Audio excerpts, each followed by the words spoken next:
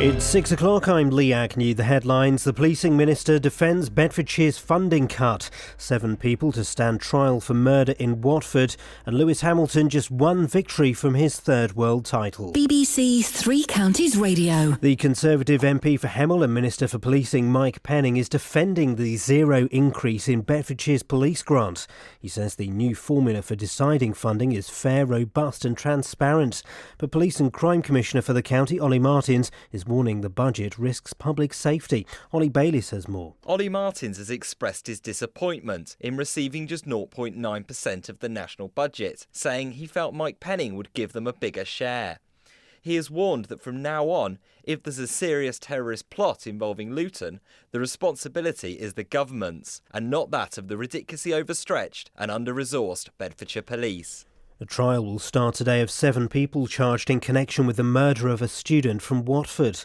19-year-old Shahana Udin died at her home in Leavesden Road in October. More from Carol Abercrombie. Suhail Adin, who's 35, and Salma Begum, who's 32, both of Leavesden Road in Watford, will face murder charges at St Albans Crown Court.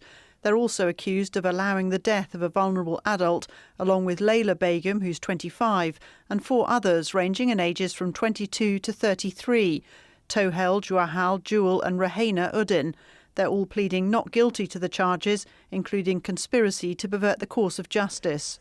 The former boss of Marks & Spencer is launching the campaign to keep the UK in the European Union. Lord Rose says leaving the Union would be a leap in the dark.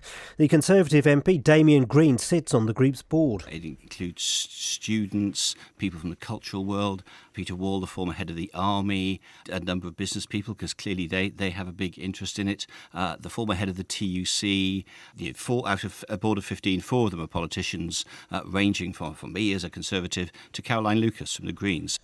Bedfordshire Fire and Rescue Service has launched a recruitment drive in Kempston. They're targeting more women and potential employees from ethnic communities.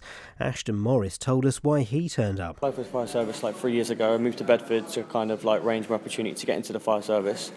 So I like to see about the recruitment service, where I'm going to stand and how to apply for it to be successful.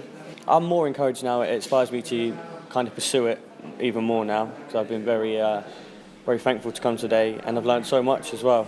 In sport, Hertfordshire's Lewis Hamilton is now just one win from his third world title after winning the Russian Grand Prix. The victory means Mercedes have won the Constructors' Championship. And the weather will be mainly dry with sunshine this morning, turning cloudy this afternoon. Temperatures on the chilly side around 14 degrees Celsius. That's 57 degrees Fahrenheit. You can get the latest news and sport online at bbc.co.uk/3 counties. Edward, do what you do to me. I wish I knew. If I knew how it did it to me, Ed would do it to you. Edward, do.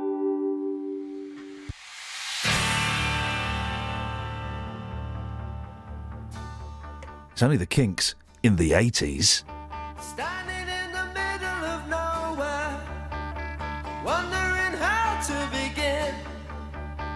Lost between tomorrow and yesterday, between now and then. And now we're back where we started. Here we go around again. Day after day I get up and I say I better do it again.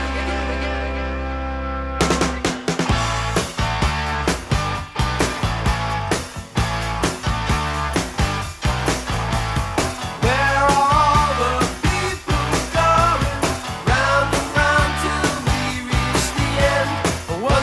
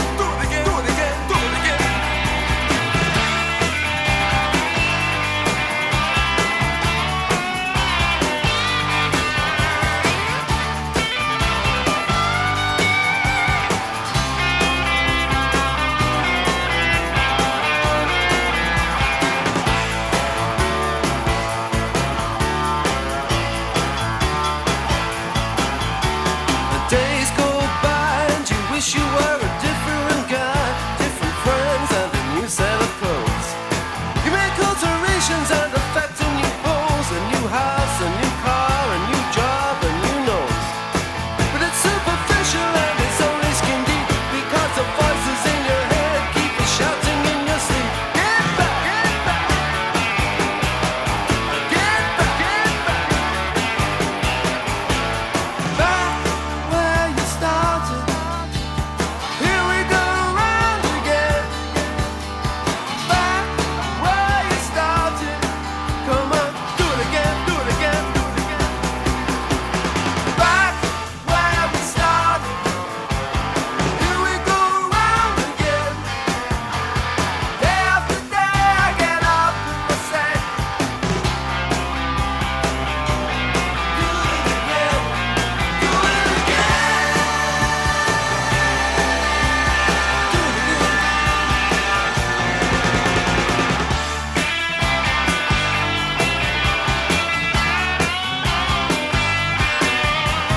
Day after day I get up and I say, come on, do it again, do it again, do it again.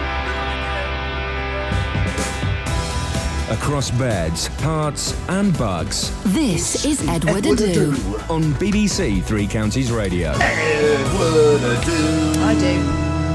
Morning, guys. Iain Lee, BBC Three Counties Radio. Now, the Hemel Hempstead MP and Policing Minister Mike Penning has defended the zero increase in Bedfordshire's police funding. You may have seen pictures of the Police and Crime Commissioner Ollie Martins looking mortified throughout the weekend. He's warned that the budget risks public safety. He said that if there is a serious terrorist plot involving Luton, the responsibility is the government's and not that of the ridiculously overstretched and under-resourced Bedfordshire Police. Catherine, how much money will Bedfordshire Police get then? Well, the Home Office has announced that Bedfordshire Police will continue to receive what they had before, 0.9% of the National Policing Grant. So for next year, that's an annual budget of 64 million. However, the nation's overall police budget is expected to fall significantly, which means that Bedfordshire Police's 0.9% will translate to actually less money in the coming year. Before this announcement, the Police and Crime Commissioner for Bedfordshire, Ollie Martins, they were very hopeful. He and the police force themselves were very hopeful that their budget would be increased as their resources have been overstretched. Bedfordshire Police has under half the amount of officers per population as the Metropolitan Police, for example. However, the new budget found no extra money at all for Bedfordshire Police compared with areas like the West Midlands. Their PCC's been campaigning for more money, but they were awarded an extra £37 million. So the money was there, we just didn't get any. What have Bedfordshire Police said about it? Well, he's the Labour PCC, Ollie Martins. He's expressed his disappointment at the announcement and says the force now faces a funding Armageddon. Gosh. A Fundageddon. A Fundageddon. He's accused Mike Penning, who is a Conservative policing minister, let's remember, of playing politics with Bedfordshire's policing and the national security. And he says from now on, if there's a terrorist incident in Luton, they'll no longer investigate it. He says it has to be left entirely to the Home Office to deal with. Of course, it's a very small minority of people from Luton who are involved in extremism and terrorism. Nonetheless, we have seen a consistent pattern of plots with connections in terrorist plots with connections into Luton. If we've got, we have at the moment what I would describe as an anemic community policing presence in our communities. If we are having to reduce that already anemic community policing presence, we are going to struggle to be effective, to pick up the community intelligence that is going to enable us to foil these plots. Do you know That's what I mean. Thanks. Kelly, you know what? I didn't hear any of that. What I was expecting to hear from Ollie Martins, and we've heard it on occasion. We heard it when they didn't get the extra funding. I wanted to hear. I wanted to hear balls. I wanted to hear an angry Ollie Martins, and You just sounded disappointed. Mike Penning, Hemel MP and Police Minister. We're not talking to him, which is unusual, because Mike normally comes on at the drop of a hat. Exactly. We asked him to. He declined our invitation to come on the programme, but he sent us a statement defending the way the money's being divided. I'm not going to read it all because it's massive. But he says police reform is working and crime has fallen by more than a quarter since 2010. If we want policing in this country to be the best it can be, then we must reform further, and that includes putting police funding on long-term sustainable footing. Bedfordshire Police, though, will receive exactly the same share of money under this new reformed formula as it did under the old one, unlike the West Midlands. Oh, well, OK. Well, listen, on at the weekend on the Saturday... By the way, Kelly, great to have you back. Thanks, Blair. On the weekend show... I miss Danny. He was very good. We started off with the Kinks, the first ever boy band. Let's continue now with OTT, the last ever boy band.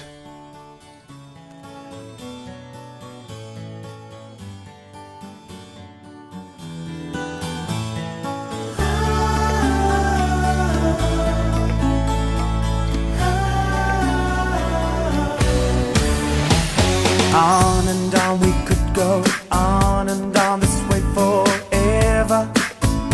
Yeah, willing to feel love and pain only in careful measures. Ooh, never asking for too much, never taking more than we need. Guarding our trust like frightened refugees.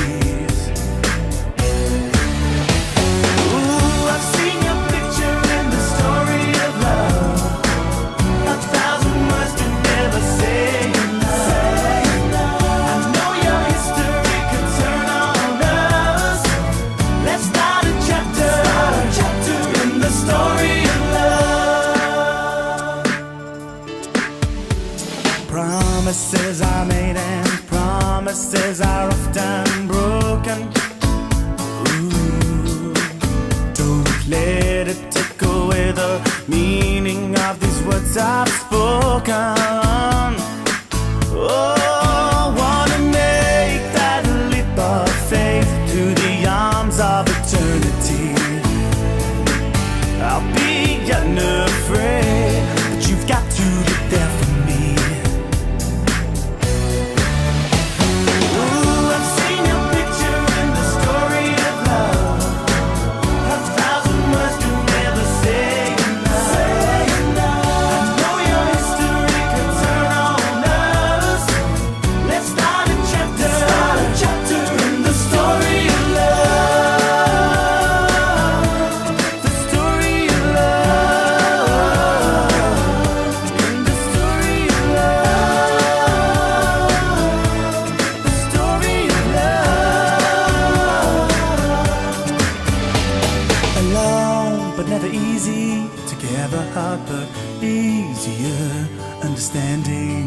What I need, and it's union, communion, the very best of everything, the best of everything.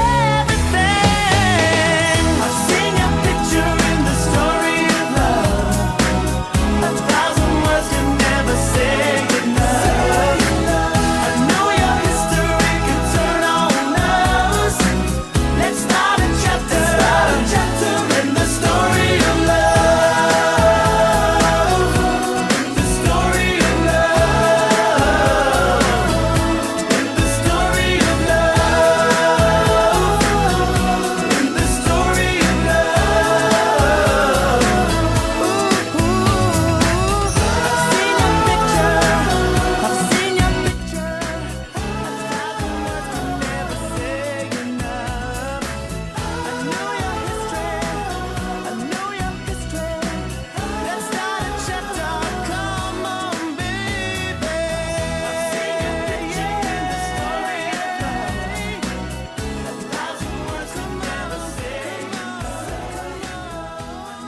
disgusting. It's disgusting. It's disgusting. Travel news for beds, cards and bugs. BBC Three Counties Radio. It's starting to build up on the M25 anti-clockwise between junction 21 for the M1 and 19 for the A41 at Watford. And on the North Orbital Road at the Bricketwood M25 junction 21A roundabout, it's looking very slow on the speed sensors too. On the M1, it's moving fine through the roadworks between junction 12 for Flitwick and 11 for Dunstable, but there's a lane closed in each direction, so expect delays there later. Oh, not Elaine again. North Circular Road, westbound in Neaston, if you're heading into London, there is delays between the M1 at Staples Corner and Wembley through the roadworks. And also, if you're heading into London on the Metropolitan line, there are severe delays between Harrow on the Hill and Aldgate. Samantha Bruff, BBC Three Counties Radio. Not Elaine again. I know, she's back. It's outrageous. It's outrageous. My levels are all to cock this morning. I've got no... Here we go. There we go. I blame Edward Adu. Every time he comes in the studio, something happens. I wish he would not... He's left a deposit somewhere. Something's happened. 6:16, Monday the 12th of October. I'm Iain Lee. These are your headlines on BBC Three Counties Radio.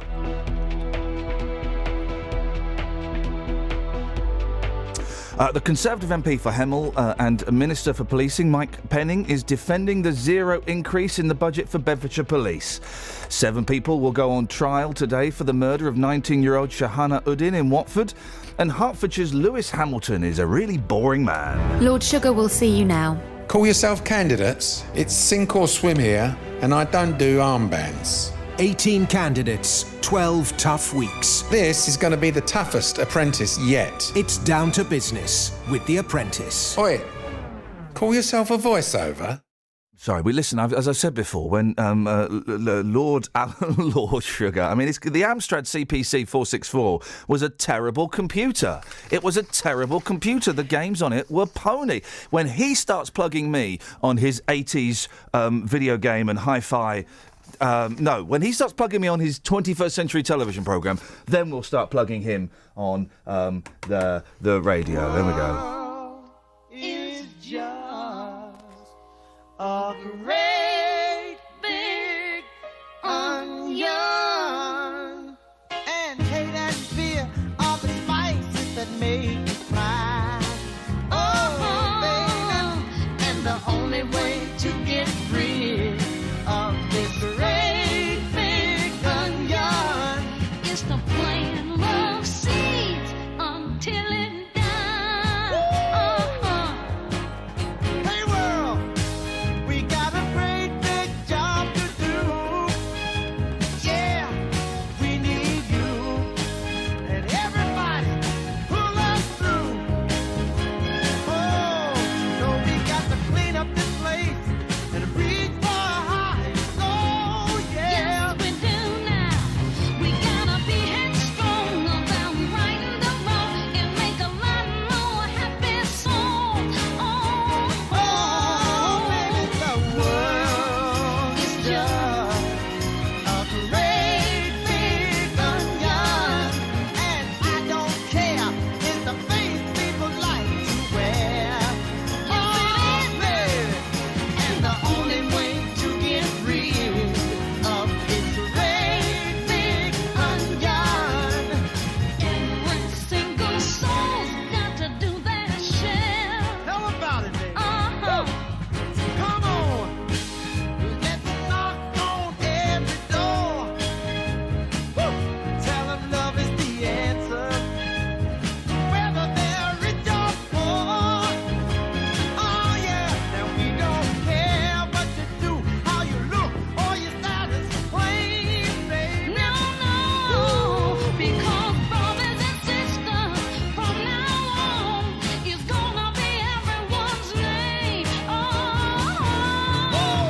The world is just a great big onion, and hate and fear are the spices that make you cry. Yes, baby, and the only way to get rid of this great big onion is to plant love seeds. Now everybody got to plant love seeds. Come on and plant love seeds until it dies. No, you can't plant love seeds.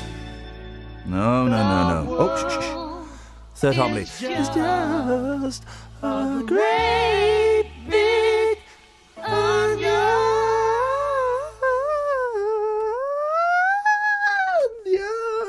I'm like Mariah Carey. In many ways. Whoa! Sorry? Was Yeah, it MJ creeping in? It was a little bit of MJ, Black or White, the greatest Michael Jackson song of all time. I'm tempted to play. I'm tempted to play this, right? But this came up on my iPod, right? But listen to this. Oh yeah. Can we Is get that Bad away with this? Medicine? Huh? Is that Bad Medicine? No. It's by a band called Enough Is Enough. Is it sweary? No, it's a good. Okay, we might play that. But then I'm tempted to play this. Do you know the Leningrad Cowboys? No. Okay.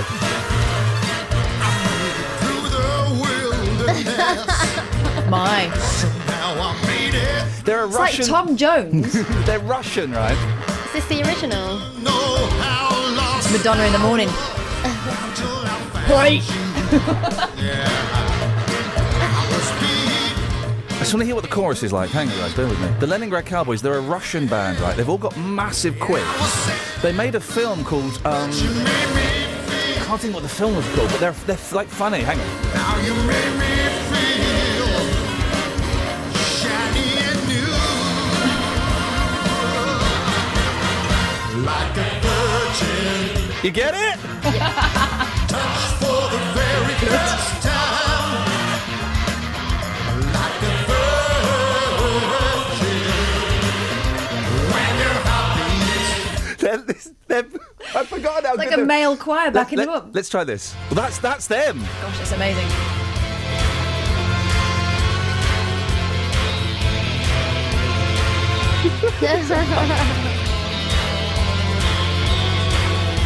Your body's mine, gonna tell you right.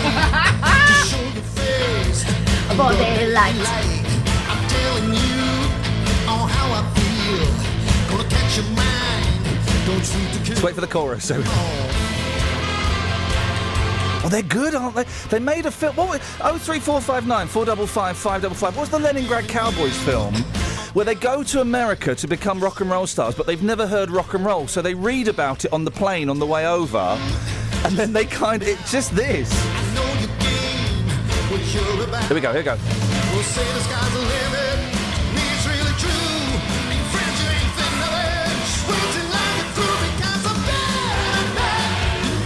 You know, I'm bad. Really, really bad. Oh, they didn't say Shamal. They're taking it to church.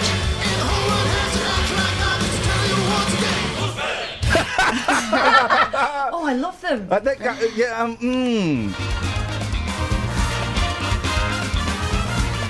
Do you know this one? No. Hang It's on. called, in the track list, it's called Ghostbuster.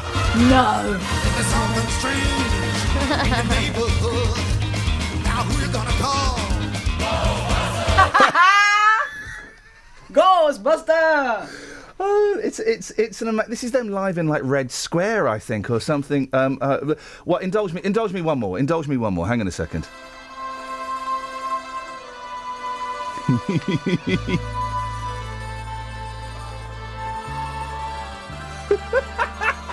BBC Three Counties Radio, the home of Russian music. There we go. What was their film? They did a film, and I remember it being brilliant. Hang on. Shall I ask Jeeves?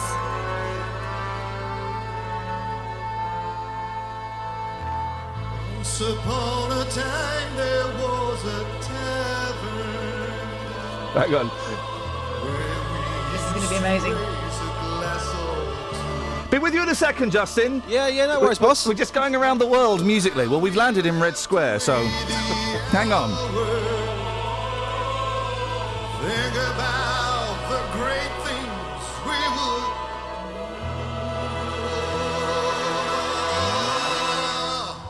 Those were the days, my friend. Oh, sweet!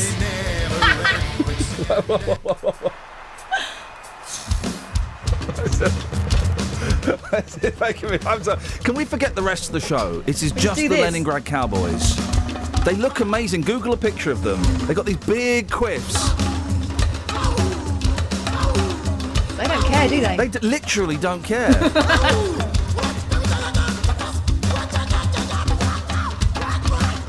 Haters gonna hate this. Oh, well. I'm not crazy about them. Oh, look at that. Isn't it? Isn't it? Like unicorns. I've got a question. Yes, boss. Okay, Russians. Okay, Yes. why is it they not only look aggressive, Yep. but they also sound aggressive? Why? Why? He's got a good point. It's an aggressive Yes. language. Yes. It's a very No, I think aggressive... it's smooth. No. No, not at all. I spent 2 hours on a flight a couple of years ago, utterly terrified. I was surrounded by Russians. Yeah. It wasn't a great experience. Well, hang on a second. Listen, they do embrace America. Listen. Do you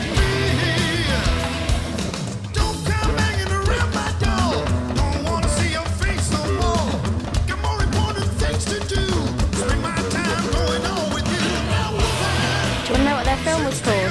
Hang on. Yeah, go on. What was it? Leningrad Cowboys Go America. Leningrad Cowboys Go Go America. America. It's a treat. How much is it on Amazon? Because I'm going to order it. We should probably crack on with this, Justin. I do apologise. That's fine. There's a I'm show loving it. to do. There's a show to do. How was the Saturday breakfast? It was good, yeah, interesting for a first one. Yes, I was very happy with it. Yeah, interesting vibe. A lot. My levels are all to cock. I'm distorting in my ear, and you're really quiet. This is ridiculous. This flipping studio does my nut in. It does. It really pees me off that they spent a fortune on the studio and they don't flip work properly. And then I get an email saying the reason it don't work is my fault. Balls, is it? Need your life story. Oh, flipping heck. Someone needs my life story. I'm going to shove this studio right up there, Jaxie. Now, Justin. Yes. They are getting tough on blue. It really annoys me. You come to work and you would expect the place that you work to function. Anyway, they're getting tough on blue badge fraud in Bedford. The latest people to get busted are a man caught using his son's blue badge to park in the town centre and a care manager who tampered with the date. Bedford Borough's corporate fraud team are planning more spot checks in the future. Dealey, what happened in the case of the father who was fined? Yeah, this was 31-year-old Ekramul Chowdhury from Bayham Close. Was ordered to pay nearly £1,000 by Bedford Magistrates Court for fraudulently missing his disabled son's blue badge to park. Now, when his vehicle was subject to checks in 2015, it emerged that his son was at school and Mr Chowdhury was instead using his son's badge to park in St Paul's Square. Naughty, naughty. When later questioned by Bedford Borough Council's fraud team, Mr Chowdhury admitted to using the badge without his son being there in order to park near to his place of work. Sentenced at Bedford Magistrates Court, the magistrate warned Mr Chowdhury that he had narrowly escaped a custodial sentence or unpaid work as an appropriate punishment due to the callousness of his actions. Callousness. I do think anyway, what about the care home manager? Tell us that one. Yeah, this was a 41-year-old Bedford resident, Miss Lisa Burnup. Lisa is deputy manager with residential care provider CareTech. She pleaded guilty to altering the date on a disabled blue badge issued to CareTech. The court heard that what happened was it was a colleague of Miss Burnup was seen by a civil enforcement officer displaying a blue badge on the 16th of January 2015 whilst working in the Kempston area. However, on closer inspection of that badge, the civil enforcement officer noticed that it had been tampered with and the expiry date had been altered.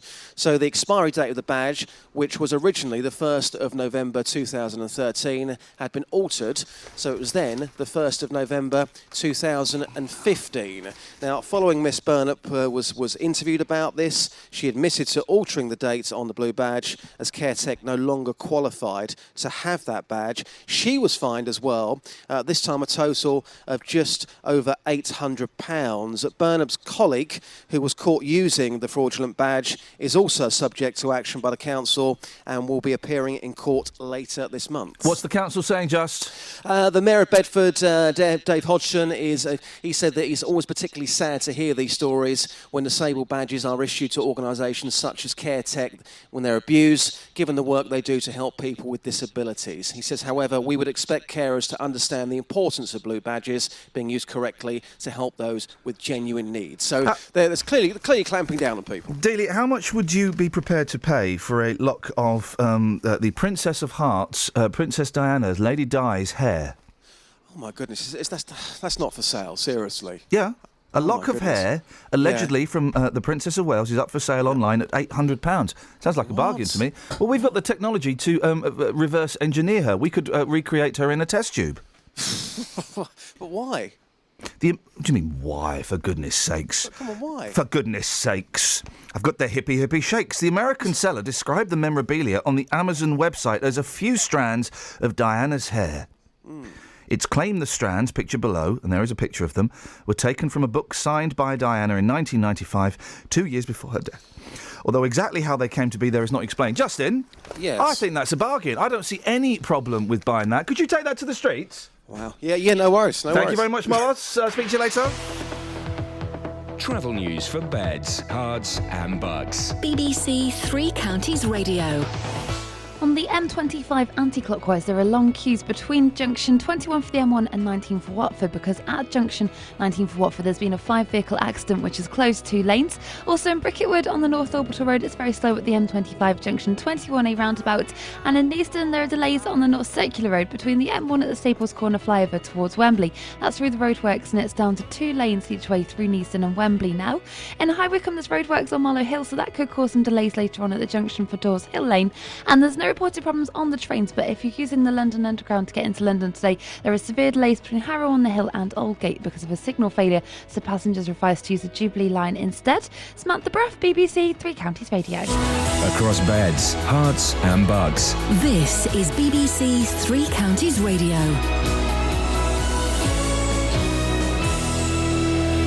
It's 6:30. I'm Lee Agnew. The headlines. The Conservative MP for Hemel and Minister for Policing Mike Penning is defending the zero increase in Bedfordshire's police grant. He says the new formula for deciding funding is fair, robust and transparent. 7 people will stand trial today for the murder of a 19-year-old woman in Watford. Shahana Udin died at a home in Leavesden Road last October. And the former boss of Marks & Spencer is launching the campaign to keep the UK in the European Union ahead of a national referendum. Lord Rose says leaving the union would be a leap in the dark. The weather will be mainly dry with sunshine this morning, turning cloudy this afternoon. Temperatures on the chilly side around 14 degrees Celsius. That's 57 degrees Fahrenheit. Three Counties Sport. BBC Three Counties Radio. Hertfordshire's Lewis Hamilton is now just 1 win from his 3rd world title after winning the Russian Grand Prix. Lewis Hamilton comes out of the final corner. He almost slows to a crawl as he takes the checkered flag. His 42nd career victory, his 9th of this season, and surely the one that moves him within a breath of becoming a 3-time world champion. And the victory means Mercedes have won the Constructors' Championship. On to football, and Phil Jagielka will captain the England side against Lithuania in their final Euro 2016 qualifier this evening. Northern Ireland, who've already confirmed their place at next summer's tournament, drew 1-1 away to Finland, but the Republic of Ireland's hopes of automatic qualification were dashed as they were beaten 2-1 by Poland in Warsaw. Stevenage have moved up to 20th in League 2 after a 3-3 draw at Exeter. Manager Teddy Sheringham says they make a strong start. I think it was a good performance apart from perhaps 2 or 3 lapses of concentration. It's a sloppy start after, I don't know, 1, 2, 3 minutes to go behind, you know. So apart from that, we got into the game early on and we passed it nicely and opened them up a little bit. Didn't take our chances, and the second was just a killer blow that was just very harsh, I felt at the time. But when you don't start good enough, that's what happens. In golf, Matt Fitzpatrick claimed his first European Tour title, winning the British Masters at Woburn. He finished 15 under par, 2 shots clear of the field. Unbelievable, yeah, speechless to be fair. It's probably been the best day ever, I'd say, yeah. It's unbelievable. Probably the best day of my life, yeah. And that's BBC Three Counties News and Sport with more at 7 o'clock. Thank you very much indeed. Across beds, hearts and bugs. This is Edward Adu on BBC Three Counties Radio.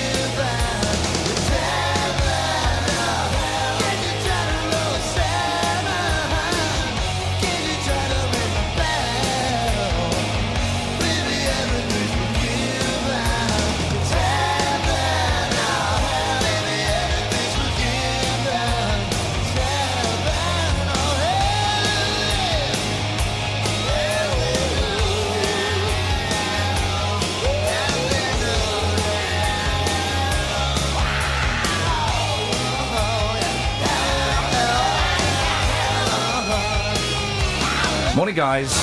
That should wake them up. That should wake them up.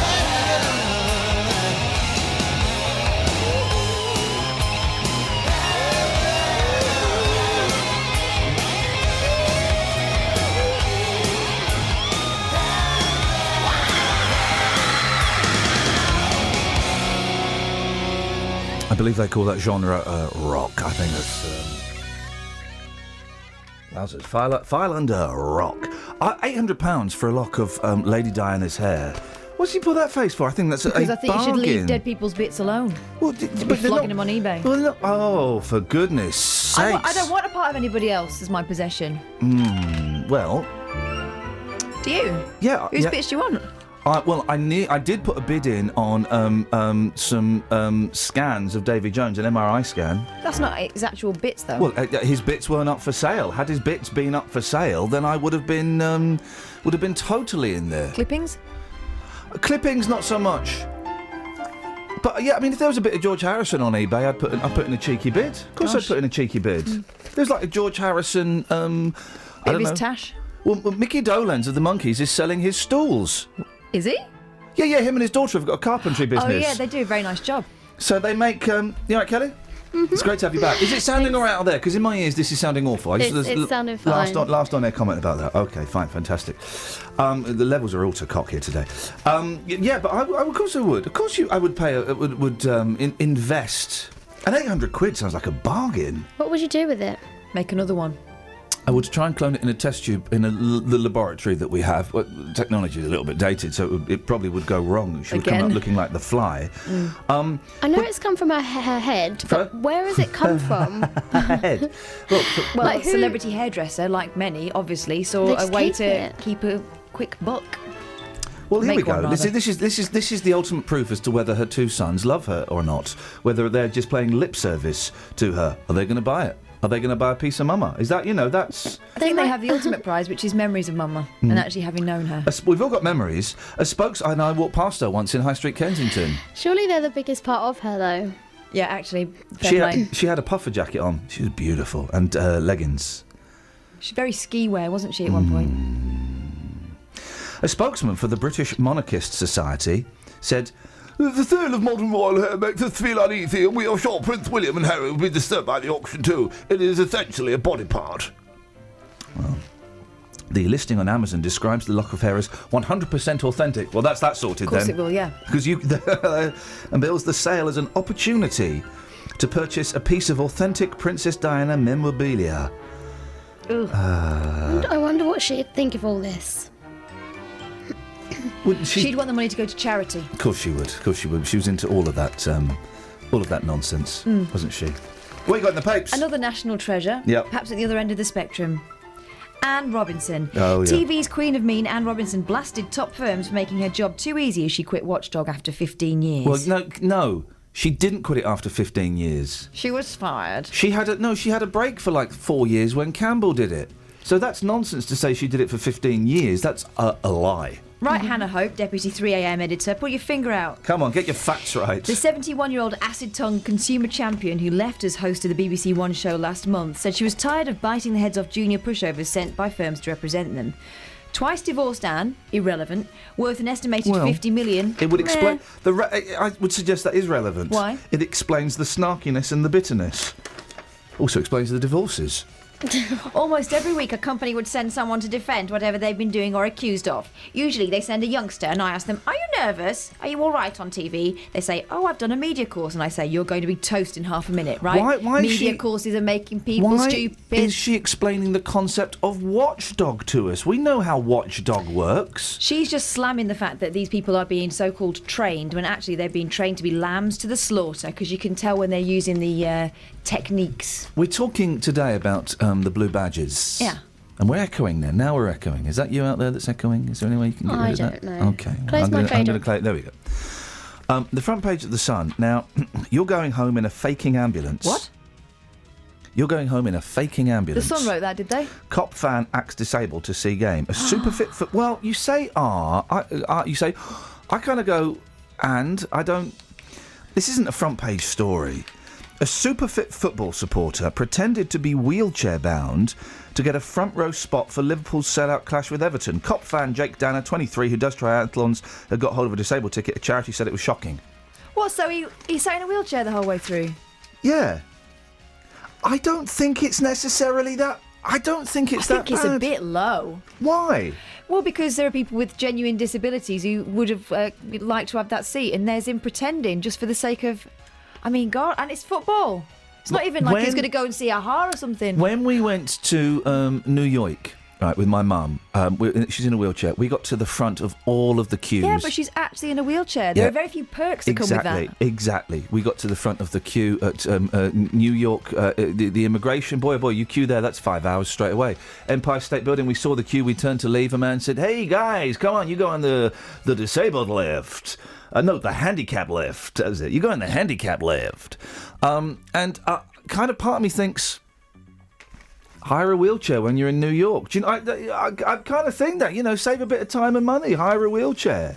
I don't think this guy's done anything particularly bad. It's the cracking... That's like if you want a bit of company and you pretend that you're blind, so you'll have someone talking to you all the way through your museum visit or your theatre visit. It's nothing like that. Weird. It's nothing like that. It's totally like that. But pretending to be in a wheelchair so you get to the front of the queue is not the same as having a blind... Do they give out companions to blind people? Sometimes, yeah, they give you a commentator. No, that's those phones, those giant phones. No, but sometimes it's in person. I've never used, and I never will use, one of those things in a museum. I'll go around and have a look. I don't want a voice telling me the story behind it. I had a good one when we went up the Empire State Building, though. It was a New York cabbie. Look over there. That's the Bowery District. Well, those guys, you don't need any of those hilarious. guys. It sounds absolutely atrocious. 03459 455 555. Travel news for beds, cards and bugs. BBC Three Counties Radio. There are problems on the M25 because two lanes have been closed anti-clockwise at junction 19 for Watford. That's because of a 5-car accident, and it's causing delays back now from junction 22 for St Albans, and it's also causing problems on the A405 to Tippendale Lane at the Park Street and St Albans junction. On the Bricketwood North Orbital Road at the M25 junction 21A roundabout, it's looking very busy, and on the North Circular Road there are long delays between the Neaston interchange and Wembley because of the roadworks. On Mullow Hill and High Wycombe, expect queues at Dawes Hill Lane because of the roadworks there, and there's no reported problems on the trains, but if you're heading into London and using the Underground, the Metropolitan line has severe delays between Harrow on the Hill and Aldgate because of a signal failure at Finchley Road. Samantha Bruff, BBC Three Counties Radio. Thank you very much, Sammy. 6:45. Monday, the 12th of October, I'm Iain Lee. These are your headlines on BBC Three Counties Radio. The Conservative MP for Hemel and Minister for Policing, Mike Penning, is defending the zero increase in the budget for Bedfordshire Police. 7 people will go on trial today for the murder of 19-year-old Shahana Uddin in Watford, and Hertfordshire's Lewis Hamilton is now just one victory away from being even more boring. Beds, Herts and Bucks weather. BBC Three Counties Radio. Hello. Hello. Okay, I've got the weather. Here we go. We can hear you. You go. What's wrong? Okay. All right then. Well, we've got some sunny spells around today, but not quite as many as we saw yesterday. There'll always be a little bit more in the way of cloud. Locally, it's quite chilly as well. We've got sort of 3 degrees across parts of Buckinghamshire, and we've got a fairly chilly northeasterly breeze as well today. It's just going to take the edge off the temperatures basically. So really quite chilly and exposure to that, but nice in the sunshine. Just more cloud around than yesterday. Should stay dry until at least we get to this evening as well. Top temperatures only up to around sort of 13 or 14 Celsius today, so not very high at all. That's 57 in Fahrenheit, but it is going to stay dry. Just the possibility of 1 or 2 light showers this evening into northern areas of, in particular, and we'll see lows of probably around sort of 6 or 7 degrees in many of the towns. Most places staying dry. There'll be some clear spells around. The breeze should keep any frost at bay, but tomorrow's going to feel a little bit cooler and the breeze is going to pick up as well. Just the risk of 1 or 2 light showers around through the morning, but otherwise mostly dry with some spells of sunshine as well. And it's looking remarkably similar actually for much of the rest of the week too. Most places will be dry. There will be some sunshine about at times, but quite a bit of cloud and that rather chilly northeasterly breeze. They're feeling quite autumnal all in all. That's the forecast.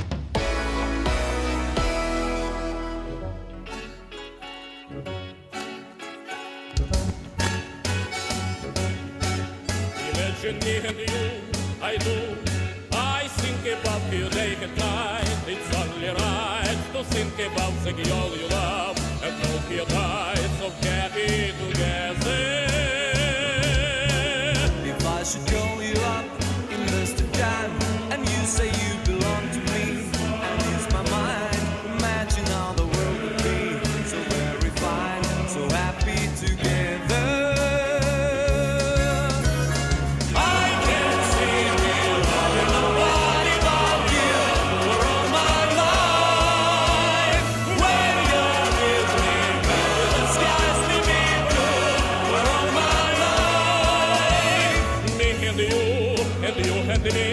No matter how they toss the dice, it has to be the only one for me is you, and you for me, so happy together. I can't see me loving nobody but you for all my life. When you are with me, baby, the skies will be blue for all my life. Me and you, and you and me. No matter how they toss the dice, it has to be the only one for me is you, and you for me, so happy together.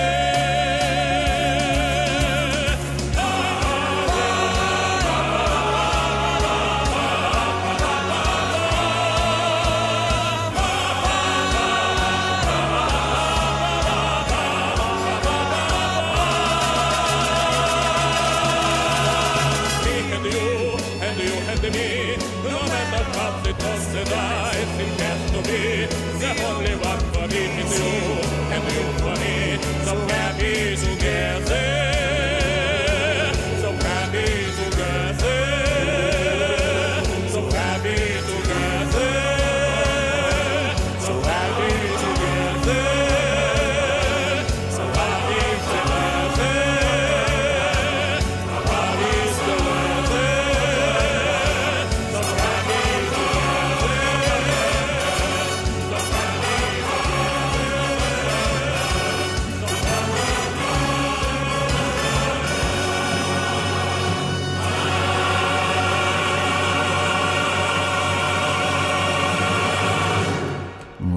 That whole album's getting bought later on iTunes.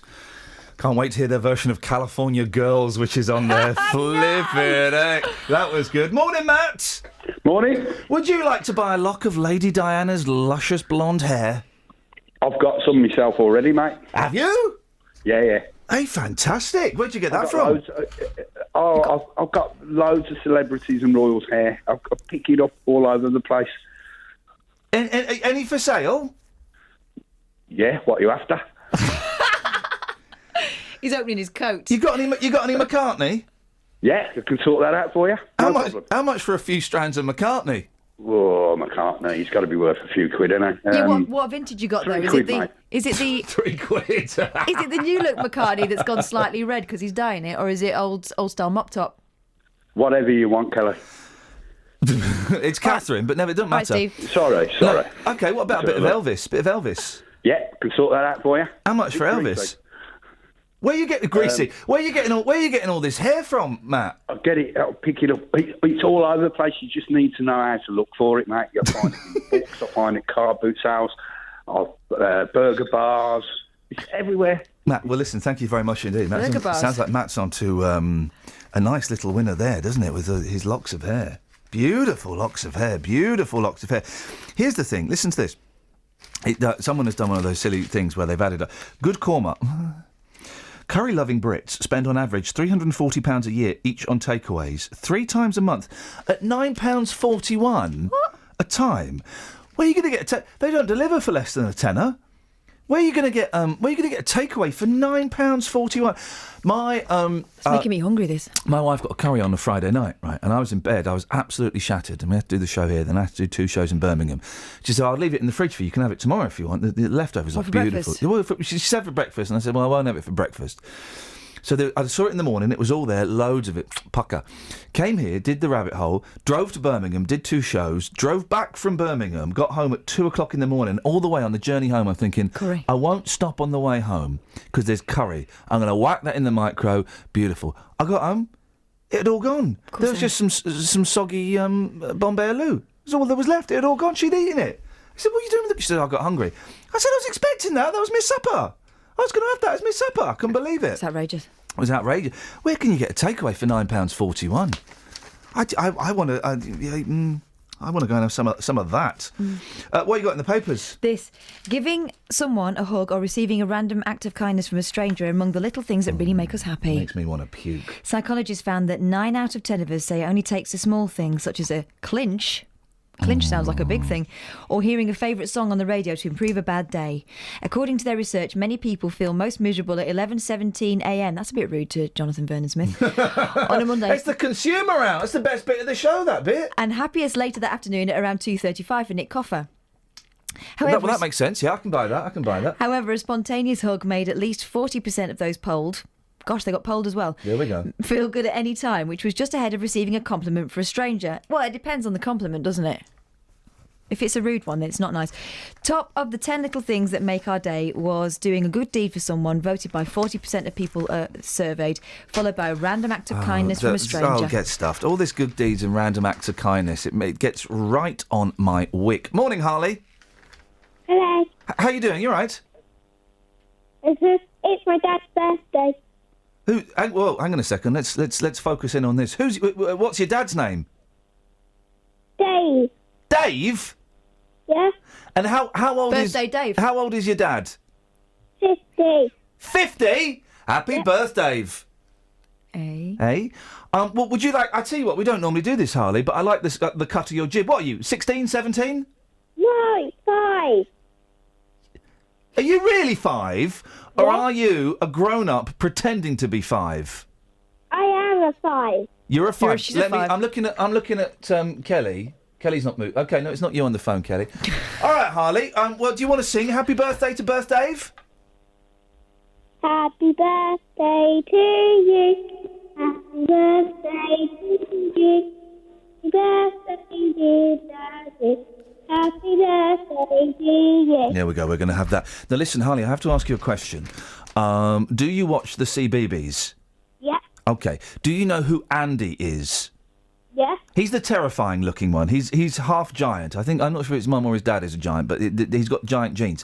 He's coming on the show tomorrow at 8:30 to try and sell us his new album. I know. I mean, really.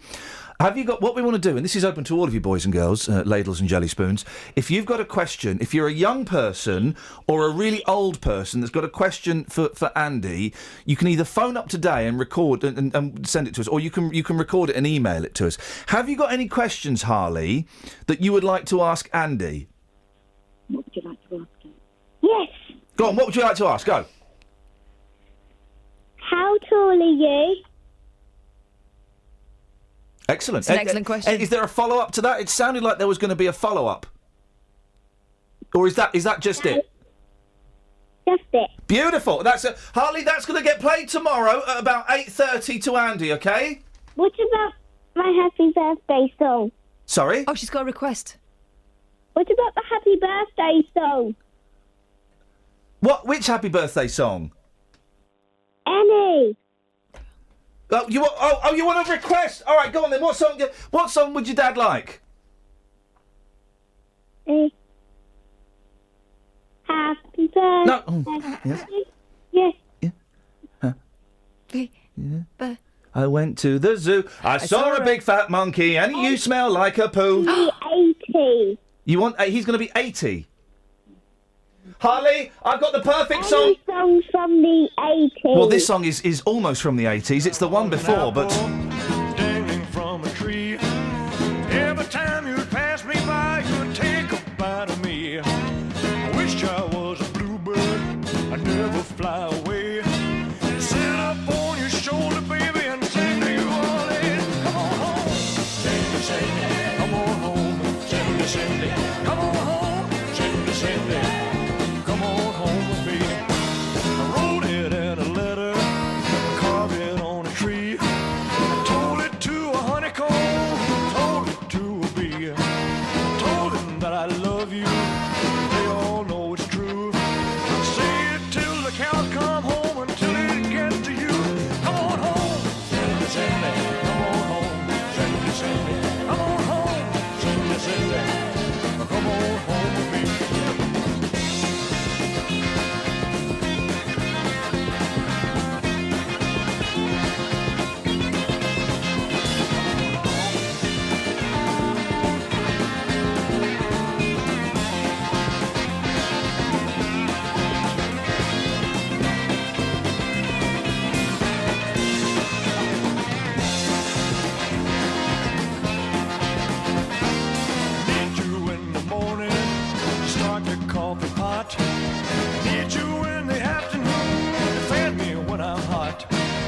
Need you in the evening when supper time is through.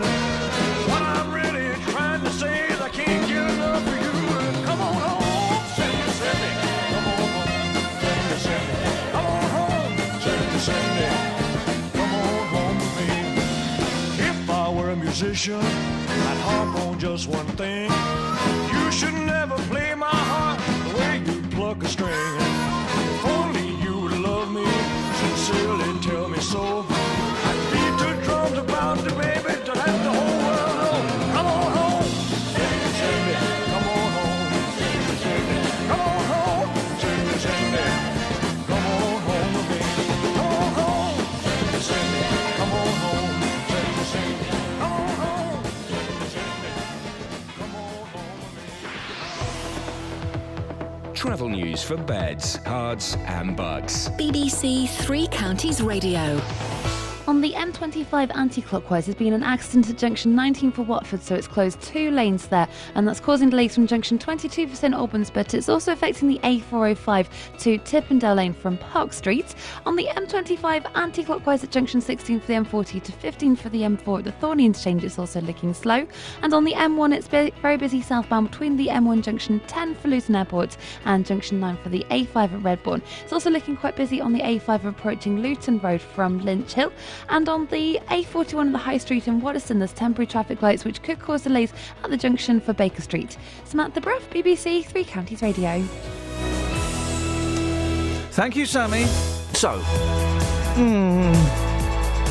would you spend 800 quid on a lock of Princess Diana's hair, or do you think it's a little bit bad taste? And, well, part of me thinks that maybe we're getting a little bit too nasty towards those blue badge Dodge pots. Local and vocal across beds, hearts and bucks. This is BBC Three Counties Radio.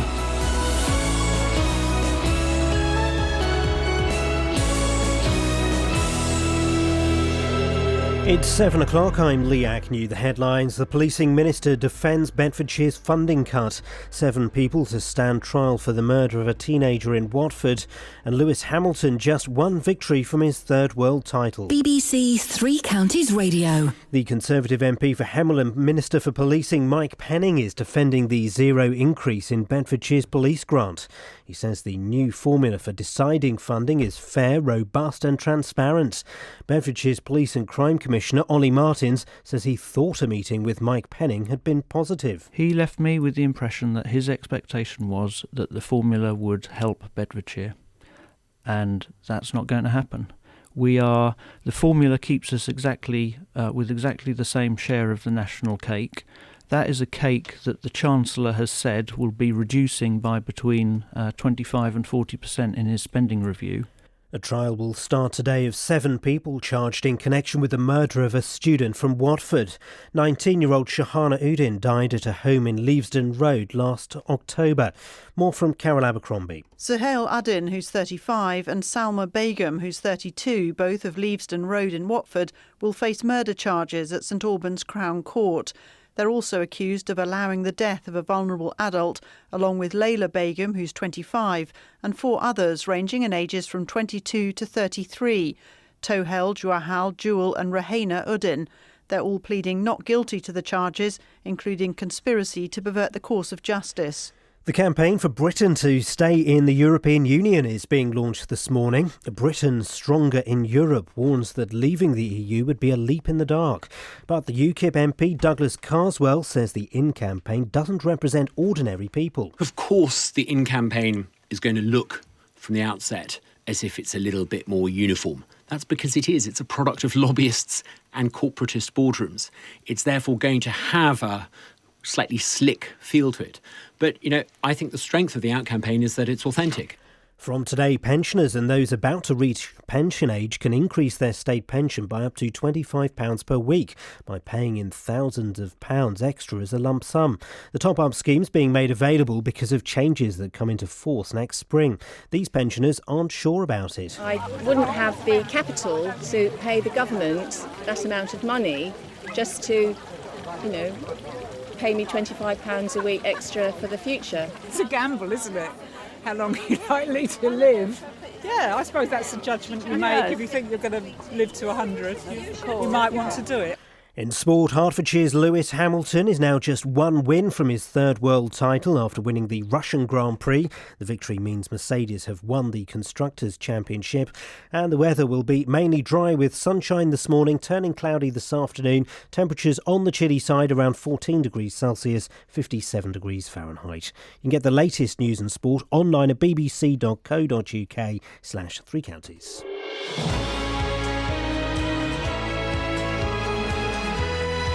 Thank you, Lee. Morning, Iain Lee, BBC Three Counties Radio.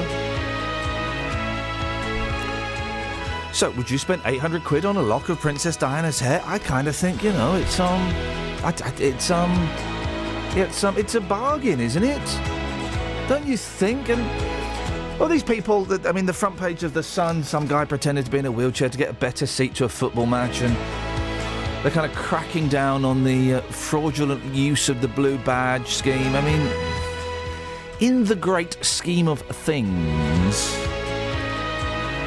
really, is it that bad? 03459 455 555. Across beds, hearts and bucks. This is BBC Three Counties Radio. Morning, Brendan. Morning, Ian. How are you doing today? A little bit windy, Pops, but apart from that, I'm doing all right. What you got for us, fella?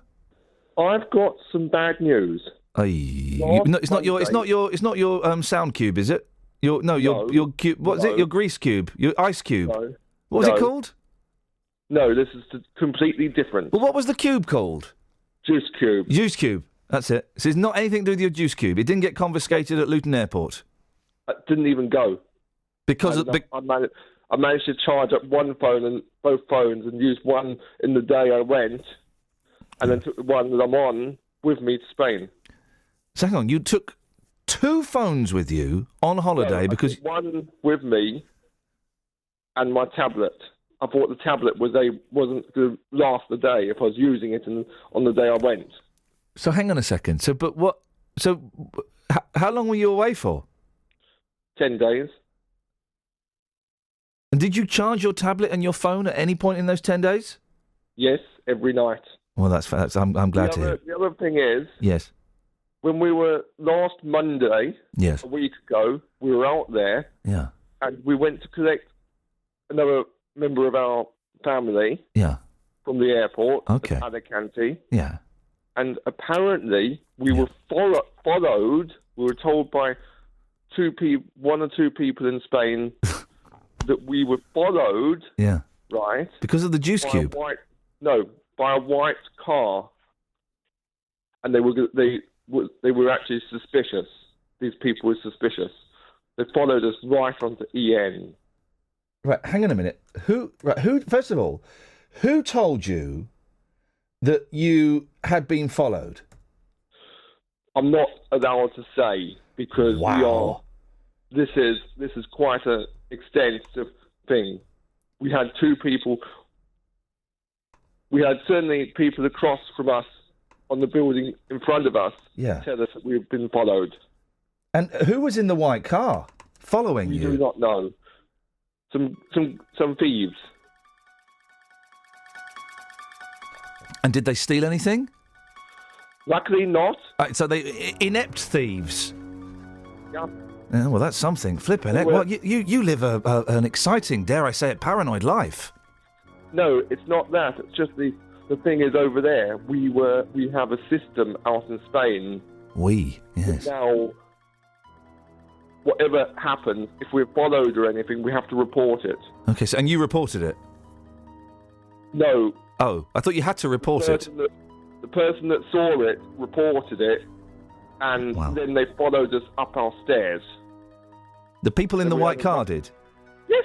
Flipping heck, mate. That was how close we were to being death. Stolen. You were nearly stolen? We nearly had something stolen. Jeez.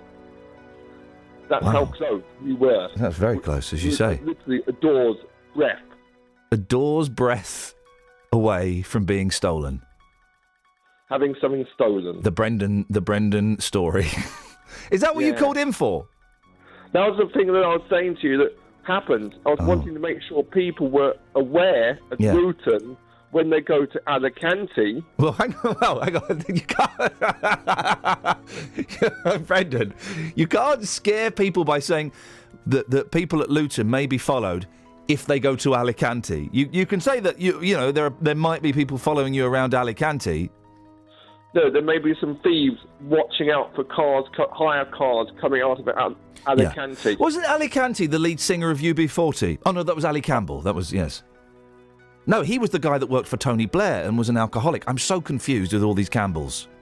Yeah. Brendan, it's wise words, and I really appreciate you sharing it with us. And thank God for Spanish doors. I know. Thank you very much indeed. I've been to Spain several times, and the white van man's never followed me. You don't know, though. You don't know. If you've got any stories about being followed in Spain by Ali Campbell from UB40, 03459 455 555. An absolutely chilling story to get us... into this next story. There's no way of doing it. Mike Penning has defended the zero increase in Bedfordshire's police funding. The MP for Hemel and Policing Minister is standing by the Home Office's decision, but Bedfordshire's Police and Crime Commission is warning it's a risk to public safety. What was the phrase he used, Catherine? A funding Armageddon? Yes. There we go. It's a funding Armageddon. And he said that if there is serious terrorist plots involving Luton, the responsibility is the government and not that of the ridiculously overstretched and under-resourced Bedfordshire Police. Well, Rick Muir is the director of the Police Foundation, an independent think tank, and joins me now. Morning, Rick. Morning. Is Ollie Martins right to feel so aggrieved, do you think? Yes, I mean, I think that historically it does appear that Bedfordshire has done quite badly out of the police funding formula, and I think that's largely because you've got a county which has elements of it which are quite rural, but then also somewhere like Luton, which has many of the characteristics of an inner London borough, for example, in terms of diversity, in terms of crime levels and so on. And so the way the funding formula works probably hasn't helped somewhere like Luton, which has particular policing pressure. So I think he does have a point. Ollie Martins and other members of the Bedfordshire Police were almost convinced that this new way of funding, this new way of calculating, would work in their favour, and they were all, I mean, gutted is, I think, an appropriate... They were gutted when this fund... Does anyone know how this new funding system actually works? Well, not really, because the government hasn't published the details, and they've spoken to some of the police and crime commissioners privately about it, and so we've had things leaked out. But I mean, it's very complicated because some of it's allocated according to deprivation indicators, some of it's according to nighttime economy indicators. Some of it's about how many people there are. So it's actually very hard to work out who will do well and who will do better from this funding formula. And police funding, historically, some areas have just had historically better deals. And so, there's a whole sort of load of historical baggage here as well. And some areas use the council tax more to raise more of their police funding, other areas don't. So it's actually really, really hard to understand why different forces have different amounts of government grants. Have I got this right? The part of the problem is that Bedfordshire Bedfordshire Police is categorised as being a rural force, even though it does have places like Luton, which, as we know, and I'm trying to tread really carefully because I don't want to, create panic, but we know that forces have their eyes on for potential terrorist activities, don't they? Yeah, I mean, there are particular sort of areas of the country where there are particular, serious crime issues that need to be a focus. And I think the point that Ollie Martins is making is that that's not been taken into account in this formula. And so he's saying that, we're going to need extra support from elsewhere, from the Met and from other parts of the country if we have serious pressures. And so I think that's a fair point to make. I mean, one of the most fundamental problems with all of this is that we really don't understand demand on policing. We don't understand the nature of all the new crime threats that the police face in terms of cybercrime, in terms of, child sexual exploitation, all of these issues, a lot of which are hidden. And so we don't actually really understand what the demands on the police are, never mind how much money they should get. So it's really hard, actually, to have a proper funding formula if you don't have the right data to base it on. The PCCs, when they were introduced, it was not meant to be political, and yet, quite quickly the flags came out. there is a chance with Ollie Martins having a Labour background, Mike Penning obviously being a Tory, there is a chance that this the whole thing could become even more political. Yeah, I mean, there's always a bit of politics involved in policing anyway. I mean, there was before the introduction of police and crime commissioners. So yeah, I mean that is a risk. But I mean, the government has introduced this system. It's bedded down. Labour says it would keep it. I can't see it changing now. So we're going to have these elections next year, and certainly the issue of how much money there is for police officers, which means we've got cuts in numbers of PCSOs, officers all around the country. That is going to be a very hot topic, and clearly the political parties are going to be battling over it. There've been big cuts, more cuts to come. Can the police effectively do their job with all of these cuts they've endured and the ones they will have to endure? Well, it's becoming very, very difficult. I think there's a real risk that neighbourhood policing is just really withering on the vine now. So, we're moving back to a very responsive form of policing, police officers responding to calls rather than being proactive and being out in the community. And there's also a real risk that we've got a rise in more complex areas with all of the, awful issues around historic child abuse allegations and so on. This is, there's about 70,000 of those allegations being investigated, historic allegations this year. Now, you can imagine that is a huge pressure on the police, which wasn't there before, and yet their funding was being cut. So we've got less money, but rising demand in areas of very complex work for the police. So it's going to really be very, very difficult for policing over the next 2 years. Rick, I appreciate your time this morning. Fascinating stuff. Nice to chat to you. Rick Muir, the Director of the Police Foundation. 03459 455 555 is the telephone number. BBC Three Counties Radio. Let's get the Trav. Travel news for beds, cards and bugs. BBC Three Counties Radio. Morning. On the M25 anti-clockwise, 2 lanes have been closed between junction 22 at junction 19 for Watford, causing delays from junction 22 for St Albans, and that's also causing delays on the A405 at the Park Street roundabout. It's also busy on the anti-clockwise M25 between junction 16 for the M40 and 15 for the M4 at the Thorney interchange. On the M1, it's slow southbound from junction 10 for Luton Airport to 9 for Redbourne, and it's also looking busy on the North Orbital Road between the Park Street roundabout and turning for the M1. On the train departure board, there's no reported problems at the moment, but there are delays on the Metropolitan line if you're using that this morning. Samantha Bruff, BBC Three Counties Radio. Thank you very much. 7:15, Monday the 12th of October. I'm Iain Lee. These are your headlines on BBC Three Counties Radio. The Policing Minister, Mike Penning, says a formula which gives no extra funding to Bedfordshire Police is fair, robust and transparent. A murder trial will begin today over the death of 19-year-old Shahana Uddin, whose body was found at her home in Watford. And Hertfordshire's Lewis Hamilton just gets duller and duller by the day. Sit back and relax. I want to tell you a story.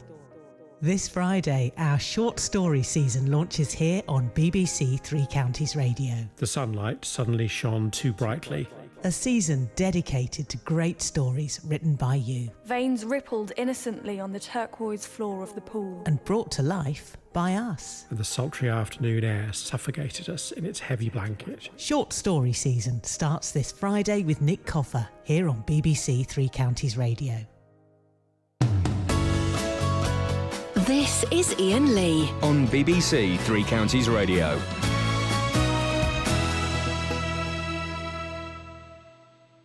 Oh, 03459 455 555 is the telephone number if you want to give us a call.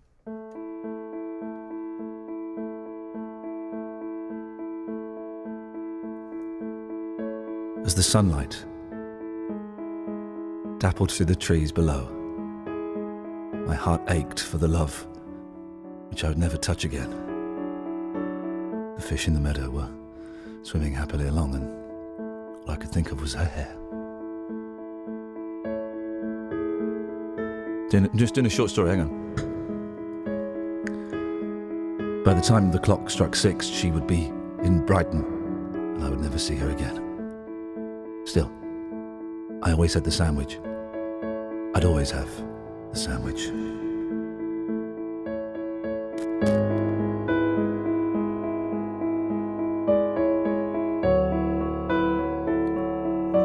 Yeah, I can do short stories. I'm probably have a go at that. I want to know more about the sandwich. Was it pulled No, pork this or- is the thing. No. The What? thing with the thing with short stories, guys, and this is.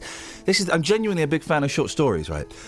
Bit of Twain, bit of Vonnegut, all these. The thing with the short stories, you just have to leave questions. Can I do one then? Yeah, sure. Go on. Hang on. There we go. There we go. As the autumn leaves fell, her mind stretched back across the years to the rusty old terrier she used to walk in that same park. He'd slipped his collar all those years ago, and she never saw him again. Hey, this is fun, isn't it? Kels, do you want to have a go? Yeah, All right, yeah, here we why go. not? There we go. Go. It was dark, and she was alone. She was always alone. She had no mates. But everyone was there, was watching her. Alone.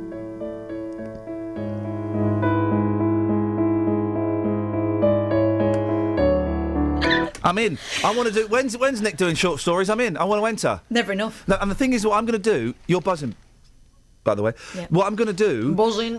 I'm buzzing. I'm mad for it. What I'm going to do is I'm going to do what. Not Richard Pryor. Not. No, don't do what he Robin did. Williams. No, the fat lad with the glasses. His son's a paedophile. Ronnie Barker. I'm going to do what Ronnie. It's a fact. I'm going to do what Ronnie Barker did when he submitted sketches for the Two Ronnie. I'm going to use a pseudonym. What are you going to use? Kelly Betts. Good one. So I'm going to start an email account, kellybetts@yahoo.co.uk. Taken. Kellybetts69@yahoo.co. Taken.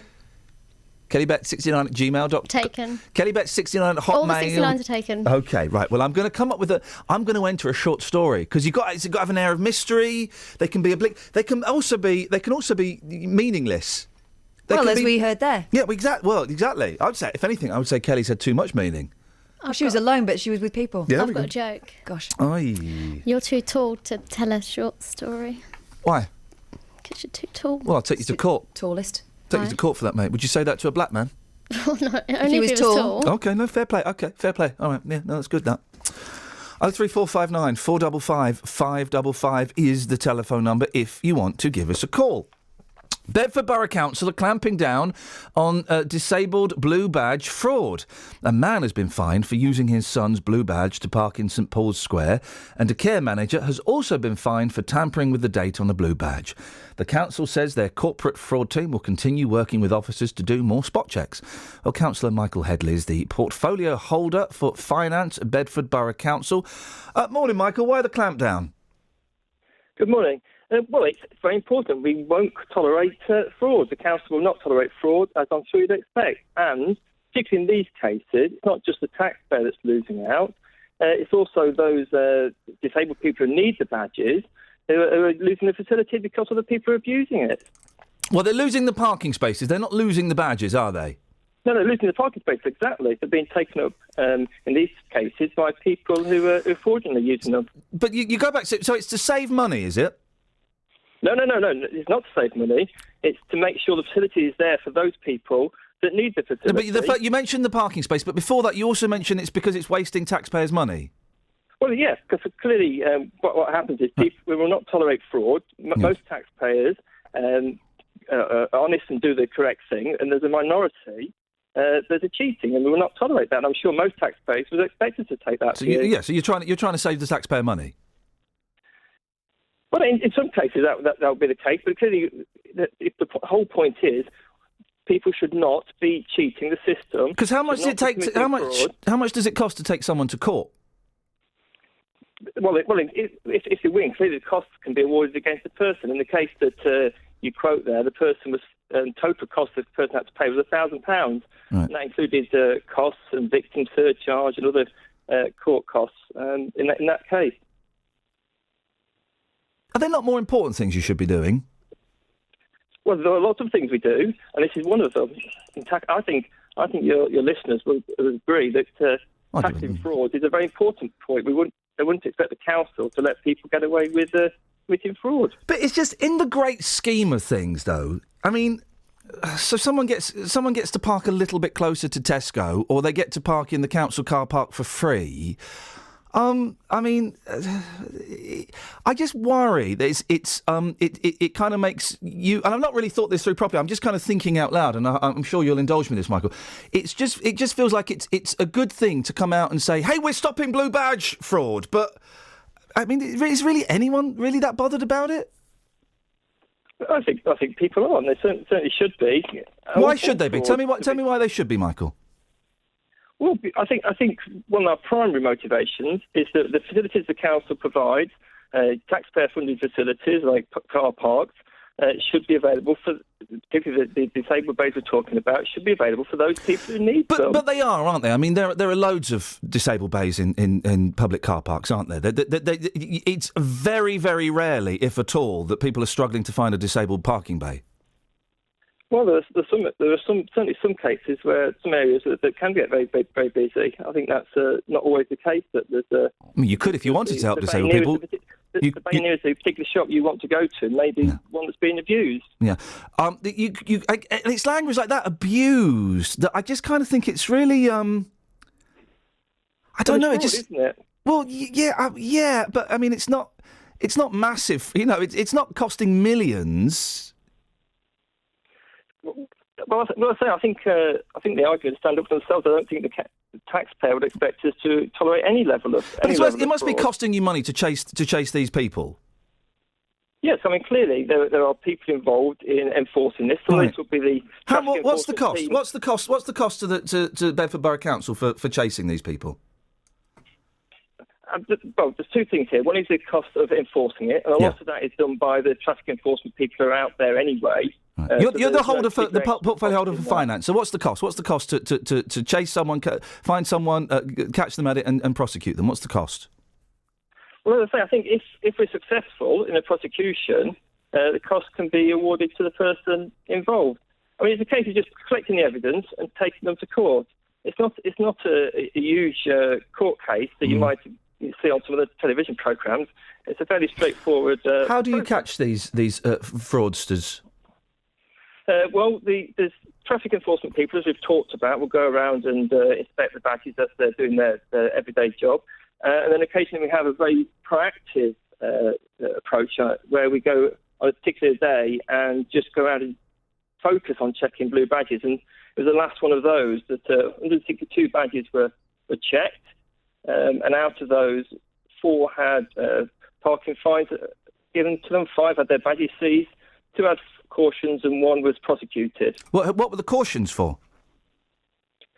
Well, the cautions for similar offences to the prosecution. Why weren't they prosecuted? Why did you let those ones go? Well, no, as you'd expect, at any sort of case like this, each case is on its merits. There's a public. Well, I would expect if someone was committing fraud, as you said, if you people are committing fraud, then surely the public, as you said, expect them to be prosecuted instead of just, having a finger wagged at them. Well, as I'm sure you're aware, take anything to a court case, you look at the public interest in that, and each case is turned on its merits with the mitigating factors. But as I would add, it is much more common that we prosecute and give a caution. Those cautions, were the blue badges confiscated? Yes. The thing is, though, I mean, this woman who got done because she changed the date. That was dumb, because that's obvious. You're going to change the date. You've got no idea, have you, how prolific this is? Well, changing the date. We've had 3 of those. Yeah. But I mean, blue badge fraud in blue. I'm not just changing the date. I mean, that's stupid, because that's obvious that the date's been changed. But you've got no idea, because you can go and buy these blue badges. You can fill in the forms fraudulently. You can borrow your mates. You've got no idea, have you, how many of these are being used fraudulently? Well, there has been an international study, a European study. It could be up to 20%, but obviously that's an academic exercise. So you haven't got a clue. Clearly there is fraud out there, and we're doing everything we can to catch that. OK, thank you, Michael. I appreciate your time. No problem. Thank you very much indeed. Councillor Michael Headley, portfolio holder for finance at Bedford Borough Council. I just kind of think, do you know what? I'm just thinking this out loud, so thank you, Michael, for indulging me there. I appreciate it. I'm kind of kicking these ideas around outside my head, as we often do on this show. I just kind of think, actually, It's very easy, isn't it, to think that that people who use blue badges fraudulently are the devil's spawn. There's that great episode of Seinfeld where George parks in a disabled bay, or as they say in America, a handicap bay. And when he comes back, there is a mob around his car with flaming torches saying, "We gotta they in the end they vandalise his car because they're so outraged. Parking in a disabled bay when you're not meant to, I mean... we're kind of brought up to be angry and furious. And I've had the thing where I've been with my mum and we had a blue badge and someone took the last bay and they weren't meant to. But if you go to Tesco's, there's loads of disabled bays. Does it really make a difference if someone parks there and they're not meant to? If someone's using the badge and they get an hour's free parking at the local car park? Well, if there's an alternative, why would you do that? I just think there are in the great scheme of things, in terms of crimes and frauds. Facebook paid £4,000 corporate tax last year. Do you know what that's? I mean, that's a big thing. Someone going and get an hour's free parking in the car park. I don't know. What if you went to park in a space with your mum? Yeah. And you saw somebody just happily skip into the car. Don't know what the disability is. There were no spaces. You don't know what the disability is. No, but if it was fraud. Well, how would I know it was fraud? They're just skipping fraudulently. I wouldn't be bothered because she's not got a blue badge anymore, because the form you have to fill in is a flipping nightmare. Travel news for beds, cards and bugs. BBC Three Counties Radio. On the M25, there are long delays anti-clockwise approaching junction 19 for Watford from junction 22 for St Albans because of a 5-car accident where 2 lanes are closed at junction 19 for Watford, and that's also causing delays from the Park Street roundabout. On the M1, it's slow southbound between junction 10 for Luton Airport and 9 for Redbourne, and it's busy on the A1M southbound around junction 7 for Stevenage as well, and the Park Street on Parks... Oh no, I've said that. On the Metropolitan line, there are severe delays because of a signal failure at Finchley Road, but people are being advised to use the Jubilee line instead. Samantha Bruff, BBC Three Counties Radio. Thank you, Sam. We've got a text here. You've obviously never had a problem trying to park when you have a wheelchair to unload when all the bay's taken up. Yeah, I have. I'm just thinking out loud here. I just think in the great scheme of things, it's easy to demonise these people and kind of shame them and go, "Oh, you've done something awful." But I mean, is it really that awful? Across beds, hearts and bugs. This is BBC Three Counties Radio.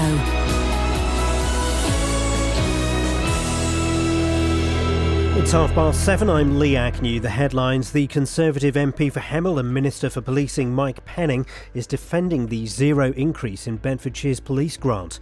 He says the new formula for deciding funding is fair, robust and transparent. 7 people will stand trial today for the murder of a 19-year-old woman in Watford. Shahana Udin died at a home in Leavesden Road last October. And the campaign for Britain to stay in the European Union is being launched this morning. Britain Stronger in Europe warns that leaving the EU would be a leap in the dark. The weather will be mainly dry with sunshine today, turning cloudy this afternoon though. Temperatures on the chilly side around 14 degrees Celsius, 57 degrees Fahrenheit. Three Counties Sport. BBC Three Counties Radio. Hertfordshire's Lewis Hamilton is now just 1 win from his 3rd world title after winning the Russian Grand Prix. Well done, Lewis. Great job, mate. Guys, thank you so much for everything you do. And the car was really special to drive today. I feel incredibly privileged to be a part of this team. Thank you. And the victory means Mercedes have won the Constructors' Championship. On to football, and Phil Jagielka will captain the England side against Lithuania in their final Euro 2016 qualifier this evening. Northern Ireland, who've already confirmed their place at next summer's tournament, drew 1-1 away to Finland. But the Republic of Ireland's hopes of automatic qualification were dashed. They were beaten 2-1 by Poland in Warsaw. Stevenage have moved up to 20th in League Two after a 3-3 draw at Exeter. Manager Teddy Sheringham says they make a strong start. I think it was a good performance apart from perhaps 2 or 3 lapses of concentration. It's a sloppy start after, 1, 2, 3 minutes to go behind, you know. So apart from that, we got into the game early on and we passed it nicely and opened them up a little bit. Didn't take our chances, and the second was just a killer blow that was just very harsh, I felt, at the time. But when you don't start good enough, that's what happens. In golf, Matt Fitzpatrick claimed his first European Tour title, winning the British Masters at Woburn. He finished 15 under par, 2 shots clear of the field. Unbelievable, yeah, speechless to be fair. It's probably been the best day ever, I'd say, yeah. It's unbelievable. Probably the best day of my life, yeah. And that's BBC Three Counties News and Sport, with more at 8 o'clock.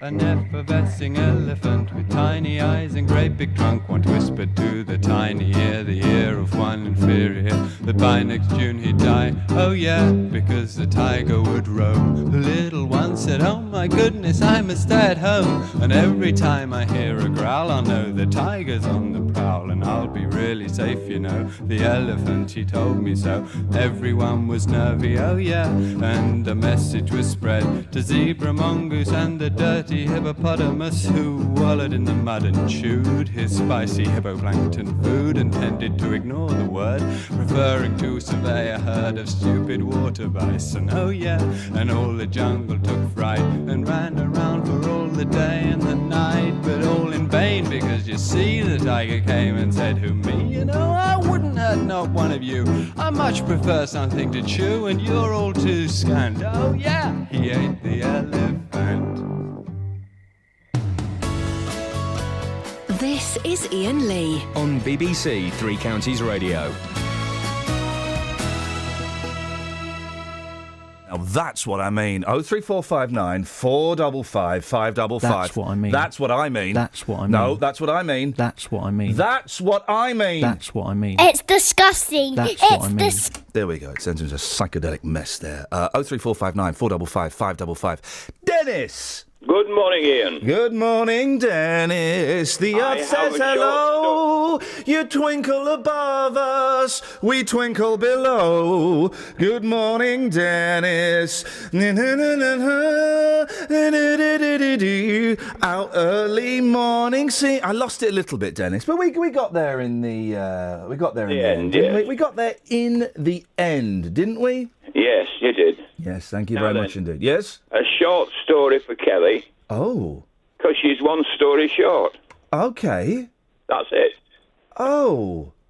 And off he goes, chuckling into the sunset there. I mean, anybody? Anybody? Does anybody know what the hell that's about? Ooga zaga, ooga zaga, ooga zaga, ooga zaga. Yeah, thanks very much indeed. I'd like to water, please. Hey! I like to water, please. I'm not bringing him back in again. That's never happening. Outrageous behaviour. Hello? It's good to have you back. It's a car crash today, but it doesn't matter. Justin. Morning, boss. Just having a cheeky vape. Oh, good for you. How's it going? Very, very well indeed, thank you, boss. Very well indeed. What flavour are you sucking down today? Cigarette flavour. I don't understand. Delicious bags. Absolutely. So some people say, "Oh, have some of this. It's strawberries and cream." Listen, if I wanted a dessert, I would go into Tesco and buy myself some Haagen-Dazs. Yeah. I wouldn't. You buy yourself some what? Haagen-Dazs. Haagen-Dazs. Okay. Is that okay with you? That's absolutely fine with me, You're yes. You're gonna start picking on my German pronunciation, are we? Yes? Yes? Ja, jawohl, Yes? mein Herr. Jawohl, mein Herr. Ja. I've got a lot of very good German friends, and they enjoy my style and They would do, my they would do. uniqueness. Yes. Now listen, important story we've got here today. Princess Diana's hair is up for sale on Amazon. Not even the eBay. It's on Amazon. Yep. £800. I don't see a problem with that. It's sick. Oh, come on, is it sick? Why It is is sick, and you Why know is it's sick. No, I don't think it's Listen, sick at all. If you know that person, okay, and you had a relationship with that person, absolutely fine. No. But if you didn't know that person, that is just. I'm sorry, that's weird. No, because she is not a normal person. She was not a normal person. Yeah, no, I go along with She that. was a yes. celebrity. She was. Once you're in the world of celebrity, I'm afraid, guys. I'm sorry to say it. It's open season. Yeah, of course it is. You can buy. No. You can go to auction houses around the world, and you'll find a piece of toast. There was I remember this a few years ago. There was a piece of toast that George Harrison had bitten into. It was all mouldy. That was selling for like $20,000. Beautiful. Seriously. Yeah, but that's quite amusing. The other week I was in Nando's in Boreham Wood. Yeah. And who's the ginger kid from EastEnders at the moment? He's playing quite a big role in I haven't seen EastEnders for about 15 years. Is that he still looks going? like, yeah, it's still going. He looks a bit like my good mate Forbesy. Yeah. And he was having chicken at the next table, and I was tempted to go and take the chicken bone and put that on eBay. But that's a bit of fun. We're talking about somebody's hair here. That's just sad and that's horrible. No, it's not horrible. That's just, you know, celebrities. That's the price of being a celebrity. Is bits and pieces of your. You can buy John Lennon's fingernails. Yeah, but again, it's weird. It's wrong. It's weird. No. It's weird. Yeah. 50-50 on that. Yes, it's weird. No, it's not wrong. Okay. You've taken it to the streets, Steely. What do people have to say? I have. It got very tense when I went up to one man and said, "You look like an investor." It got very tense at that point. Mixed views on this one. Here's what the streets had to say. Absolutely crazy. Why is it crazy? I think people will buy anything. So you wouldn't be interested in? Not at all. It's a piece of history, surely, isn't it? Well, it's a piece of dead history. So you look like an investor. Would you be interested? I'm not an investor. Okay. It's just, would you No, buy I'd rather not, thank you. Okay. Can you just leave me alone to get on with my job? Okay. Awful, isn't it? Really awful. Yeah. So you wouldn't be tempted to buy it for yourself or a family member? I mean, Christmas coming up. No. It is sick, isn't it? It is, indeed. It is. I don't believe it. Is it really on sale? It is. A real hair? Yes. Can I ask who you are? J-Dog. Fair enough. £800. I suspect it will go for more. Would you be interested? Certainly not. Why not? I mean, somebody's going to buy it. Why not you? Yeah, well, I'm not mad. Not at the moment, anyway. So you've got to be mad to buy a piece of history? Well, you can call it a piece of history or you can call it a bit of hair. I mean, it's both. Yeah, you suppose you could. Can you prove it's her hair? Kind of thing. Okay, if you had proof, 100% proof it was her hair, would you then be interested? No. No, people need to leave her alone. She was a great person and people just need to leave her alone. What do you think about the person who's got hold of that hair and they're selling it?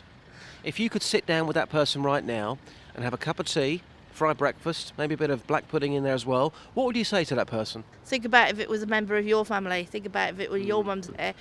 How would that make you feel? Yeah. That's what I would say. I'm with you on this one. Thanks for your time, madam. That's all right. Sir, for £800, you can buy a piece of Princess Diana's hair. Would you be interested? No, not at all. What do you think about the person who has got hold of that and they're selling it online? Sick. If you came face to face with them, would you give them a slap? Would you teach them a lesson? Nah, it's not worth it. I don't think. I mean, in the great scheme, it's just a bit of harmless fun, isn't it? It's just a bit of harmless fun. I think it's taking it too far. I think, if it comes to something that she signed, if it's a dress of hers, that's different. But a piece of hair, that's so personal. I think that's overstepping the line.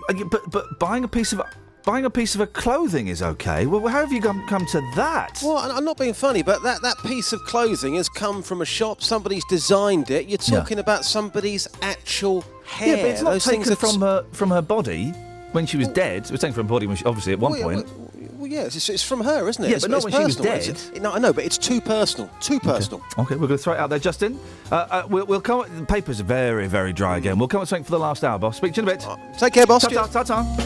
03459 455 555 is the phone number. Have you got any texts that we can read? Let's have a look. Let's have a little look and see what we've got. They've closed down, so... there's a surprise. Well, yeah. But this happens when we let them lie idle for a while. Okay, well, while you're doing that... So Marks & Spencer's is selling Christmas puddings. All right, fair enough.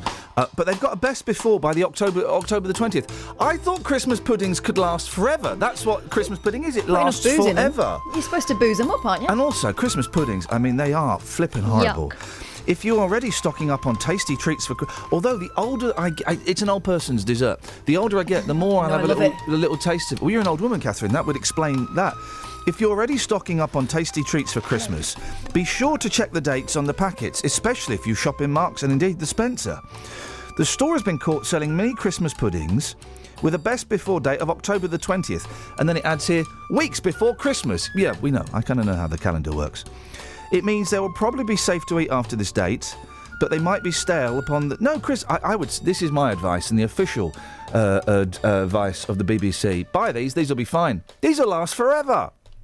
Described as rich all butter puddings made with juicy vine fruits. Oh, jeez. Brandy and glacé cherries. They were not the only products displaying a limited shelf life. Other festive treats include shimmering snowy road bites. Well, what's that got? That's not necessarily a traditional Christmas thing. No. And mini Christmas cake bites mark November the 17th.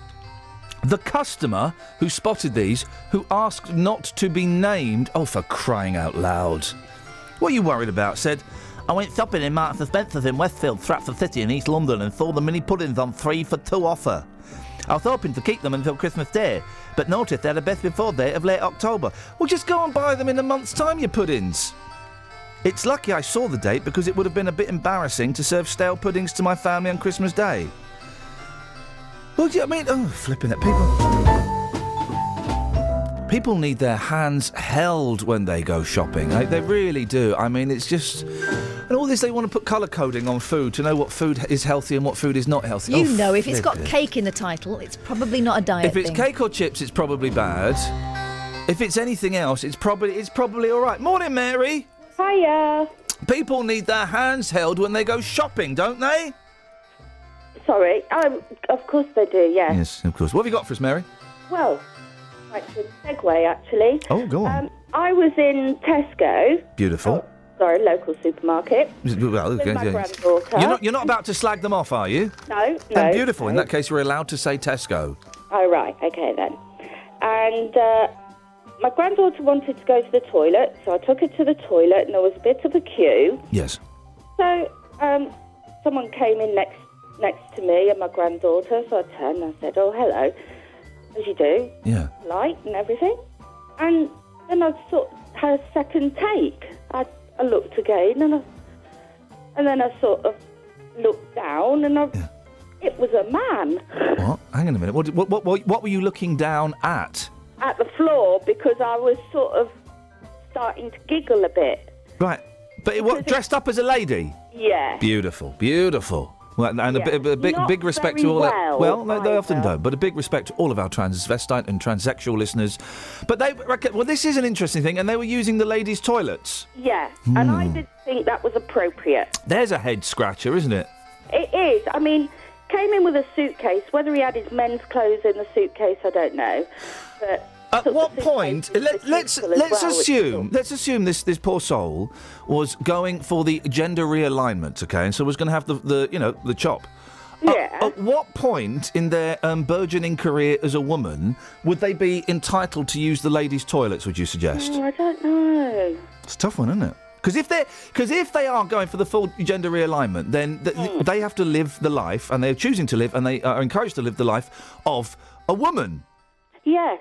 And that's fine, but apart from the lavies. No, I mean, excuse me, have you had the full realignment, or yes, or have you still got your bits? Because if you've still got your bits, you have to go in the men's toilet. There's an interesting dilemma. At what point does a transsexual stop using the gentlemen's toilets and make the transition to the ladies? Travel news for beds, cards and bugs. BBC Three Counties Radio.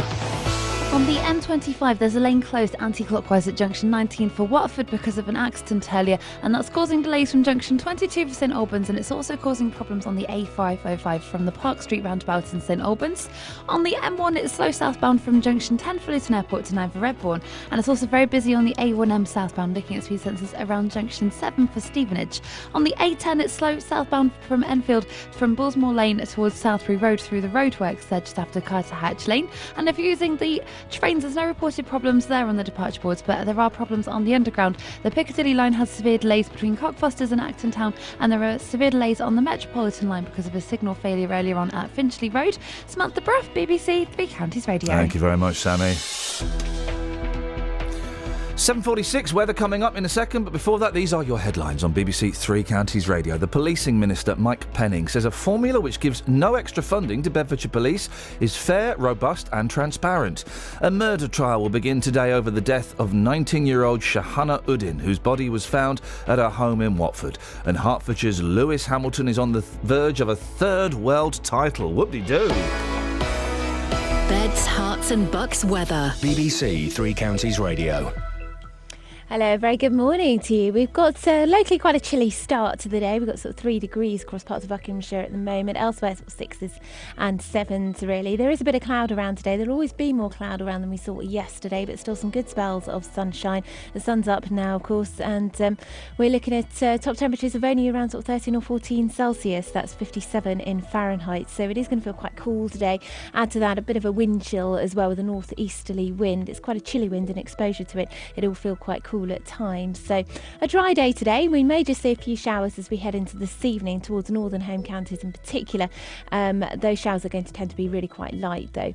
And then as we head into this evening and overnight, most places turning dry. There will be some cloud around, some clear spells, temperatures down to probably between around 5 and 7 degrees. So it will be quite a chilly night. Again, most places staying dry. The risk of a few light showers towards northern parts again, in particular as we head through tomorrow morning. There will be quite a lot of cloud. There will be some brightness, some spells of sunshine, always feeling quite cool in that breeze, which is going to strengthen through tomorrow, and knock a degree or so off those temperatures for tomorrow as well. So a little bit cooler, highs of around 12 or 13 Celsius, 55 in Fahrenheit. It's going to stay quite cool for the rest of the week. Most places dry for most of the time with some spells of sunshine, always quite a lot of cloud. That's the forecast. Thank you very much.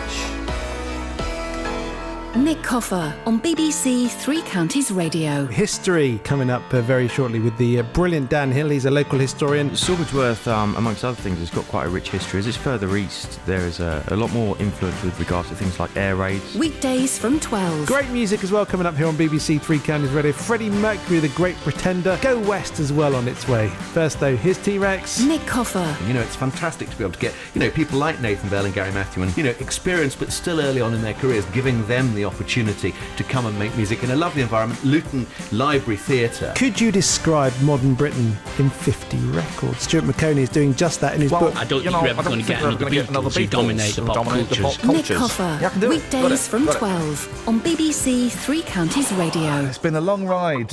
Hello, Sean? Yeah, hello. It's been a long ride, but I can now do Stuart McConey, so that's great news for everybody concerned. Morning, Sean. What you got for us? Christmas pudding. Yes, boss. 5 years old. 5 years old. My Christmas pudding was. What do you mean? Hang on. Hang on a minute. This is the worst line in the world. Your Christmas pudding was 5 years old. Yeah, my mum used to make Christmas puddings. Yeah. Yeah. Give you a Christmas pudding. You got to let it. You got to keep topping it up with whiskey or brandy or whatever it is you want. Yeah. For about a year, and then when you get to Christmas dinner, often you're a little bit too full up, so you don't tend to eat it. No, of course not. Back up, kept it for next year. 3 years running that happened. But that pudding was 5 years old when we ate it. It was amazing. Yeah. Well, and that's the thing, because you basically you pickled it, haven't you? It's so full of booze, it would last forever. Absolutely, it was brilliant. 5 years old. But Sean, really, the Christmas pudding, is there anything more disgusting than a Christmas pudding? It's horrible. Sean, thank you, mate. Boys are back in town. It's just, it's such an unpleasant dessert to have. I'll just have the custard and the ice cream, please, Mum. Is that okay?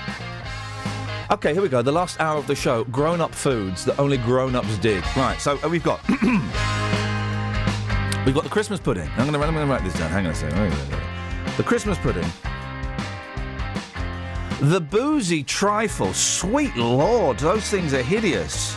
Other grown-up foods, Catherine? Blue cheese. Yeah, the blue cheese. The kids think it looks fun. It tastes disgusting. Oh, of course, spicy foods. But I mean like proper hot foods. Here's Chili another sauce. one. Here's Chili another sauce. one. Yes. And you get the occasional kid that likes them, but they are weird or foreign. Yeah. Oh. Or both. All right, Steve. Olives. It's fruit, but it tastes like meat. My kids like the olives. There you go. They're a quarter foreign. So, and weird. Yeah. Well, that's true, actually. Grown-up foods that only a grown-up can bear to stomach. I must be. Unfortunately, most of the stuff I eat, my kids will get their filthy paws on, and Yeah, I did that baby-led weaning, which means that if it's on my plate, it's theirs. they have to eat it. 03459 455 555, please. The grown-up foods that only an adult could possibly eat, that a child should never, ever go near. Now, the Royal College of Nursing is urging a rethink of immigration rules which could see them lose thousands of trained nurses. Under new government rules, any non-European nurse would have to leave the UK after 6 years if they're not earning at least £35,000. Exemptions are in place for some industries, including ballet dancers, important, the Russians are the best, but not nurses. Victoria Cooling is a senior officer for our region at the Royal College of Nurses. Morning, Victoria. Good morning. How big a threat is this to the nursing industry? Well, it's going to have a massive effect on the nursing family. At the moment, we estimate that there's over 3,300 odd nurses that are in the country, non-EU nurses, who will have to leave the country after 6 years. Why have we got so many foreign nurses? Well, part of the problem is that we cut the number of nurse training places, but nursing has always been an international profession. We have always recruited overseas nurses. The NHS has a proud history of having overseas nurses, so it's not something new. It's always been there, but our nurses have never been under the threat of having to leave the country. When will this come into effect? Do we know? 2017. Okay. And is it going to be? I mean, if this does happen and this does go through, are we going to notice this in hospitals? Are we going to, are patients going to suffer? We've got a nursing shortage at the moment. We have huge agency costs because we can't fill the places that we've currently got.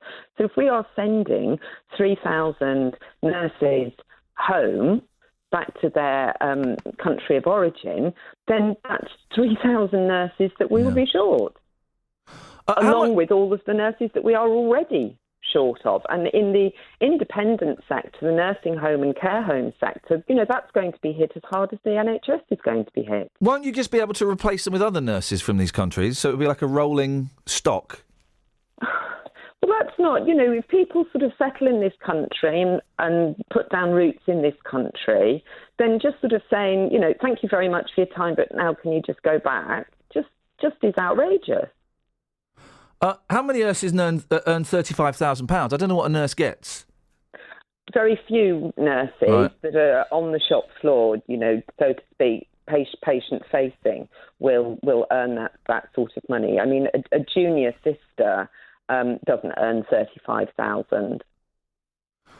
What if this does happen? Surely we should be encouraging more British nurses, shouldn't we?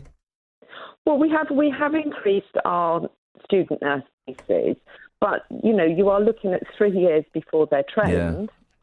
So therefore, and then the nurses that we've got, the overseas nurses that we've got, have usually got years of experience. So it's going to be a number of years before those very new students will be able to replicate exactly what the non-EU nurses are able to offer to the workforce. Victoria, keep in touch with us and let us know how this goes. Now, let's keep our fingers crossed that somebody that comes to their senses and realises that we need you lot to keep doing what you do. So thank you very much, Victoria. Thank you for raising it. Thank you very much indeed, Victoria Cooling, Senior Officer for our region your region at the Royal College of Nurses. I'm not particularly local, actually, is it? I'm not. This is Iain Lee on BBC Three Counties Radio. It'll make a difference. Authors buying fake reviews to be a bestseller on Amazon. Oh, hang on, Gatford's on the line. I've gone to him now. I shouldn't have gone. Yes, Gatford. What? You're not very local, but you're very vocal. Well, you'll be. We don't say that anymore. Oh, okay, that's being dropped. Apparently, we're getting new jingles. Yeah, we're sacking off thousands of people, but we've got new jingles coming, so that's awesome. That's going to turn it around. That's going to turn it. The BBC. What music would you like underneath you? We call them beds. Oh, bit of Dirty Slade. Okay. We'll have. Okay. Right. What have you got for us, Gav? I just know that I've got to beef your calls up a bit because they're a little bit lightweight, aren't they? Yeah, well, fair enough. I've got two foods that only adults eat. Okay, ladies and gentlemen, we're compiling the list of foods that only adults eat. Yes, sir. What have you got? Number 1, dates. Oh well. I don't know if anybody eats. Oh no. Now, do you? No. Actually, I don't know what a date is. Go on. Well, it's a fruit, but you normally get them in those little containers and you pick them out one by one. Or that. See, this is what my nan used to do. So this is where I'm sort of getting it from. Yeah. Okay. No, dates are on the list. Dates is on the list. Dates is the lists. Yes, go on. Dates on the list. Let's see if we can get 2 on there. Yeah. Thin arrowroot biscuits. Again, I don't know what a thin arrowroot biscuit.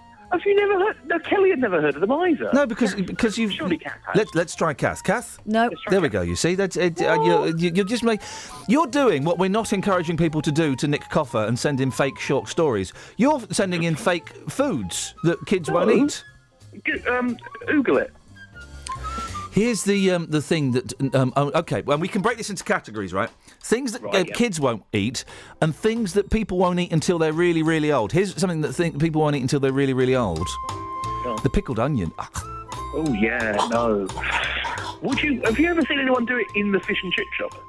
No, but I do love. I tell you what I love when I go for the fish and chips, right? I do love a pickled egg. What? Why? Oh, it's beautiful. I love a pickled egg. And I'll tell you partly why I like it, because it comes in like a tiny little paper bag. Who makes the pickled egg paper bags? I don't know. Do you want me to find out and get back to you? Could you do that? Could you Google it? Yeah. Thank you, buddy. Yeah, Cheers. I'll Google it and get back to you, yeah? Ta-ta. Thank you, mate. Bye-bye.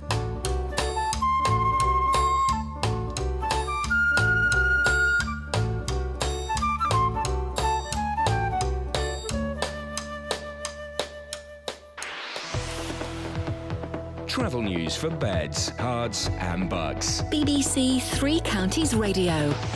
There are very long delays on the M25 anti-clockwise from junction 22 for St Albans to 19 for Watford because of a 4-car accident, and that's also affecting the A405 from the Park Street roundabout in St Albans.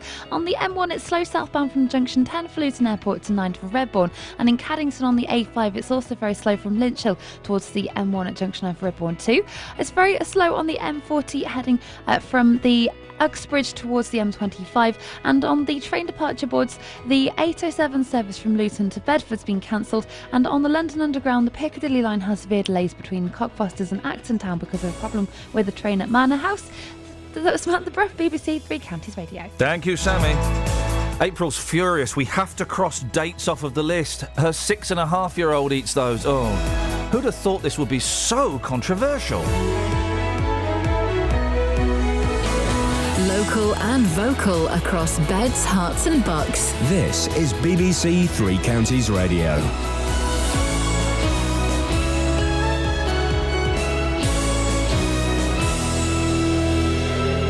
It's 8 o'clock, I'm Lee Agnew. The headlines. The policing minister defends Bedfordshire's funding cut.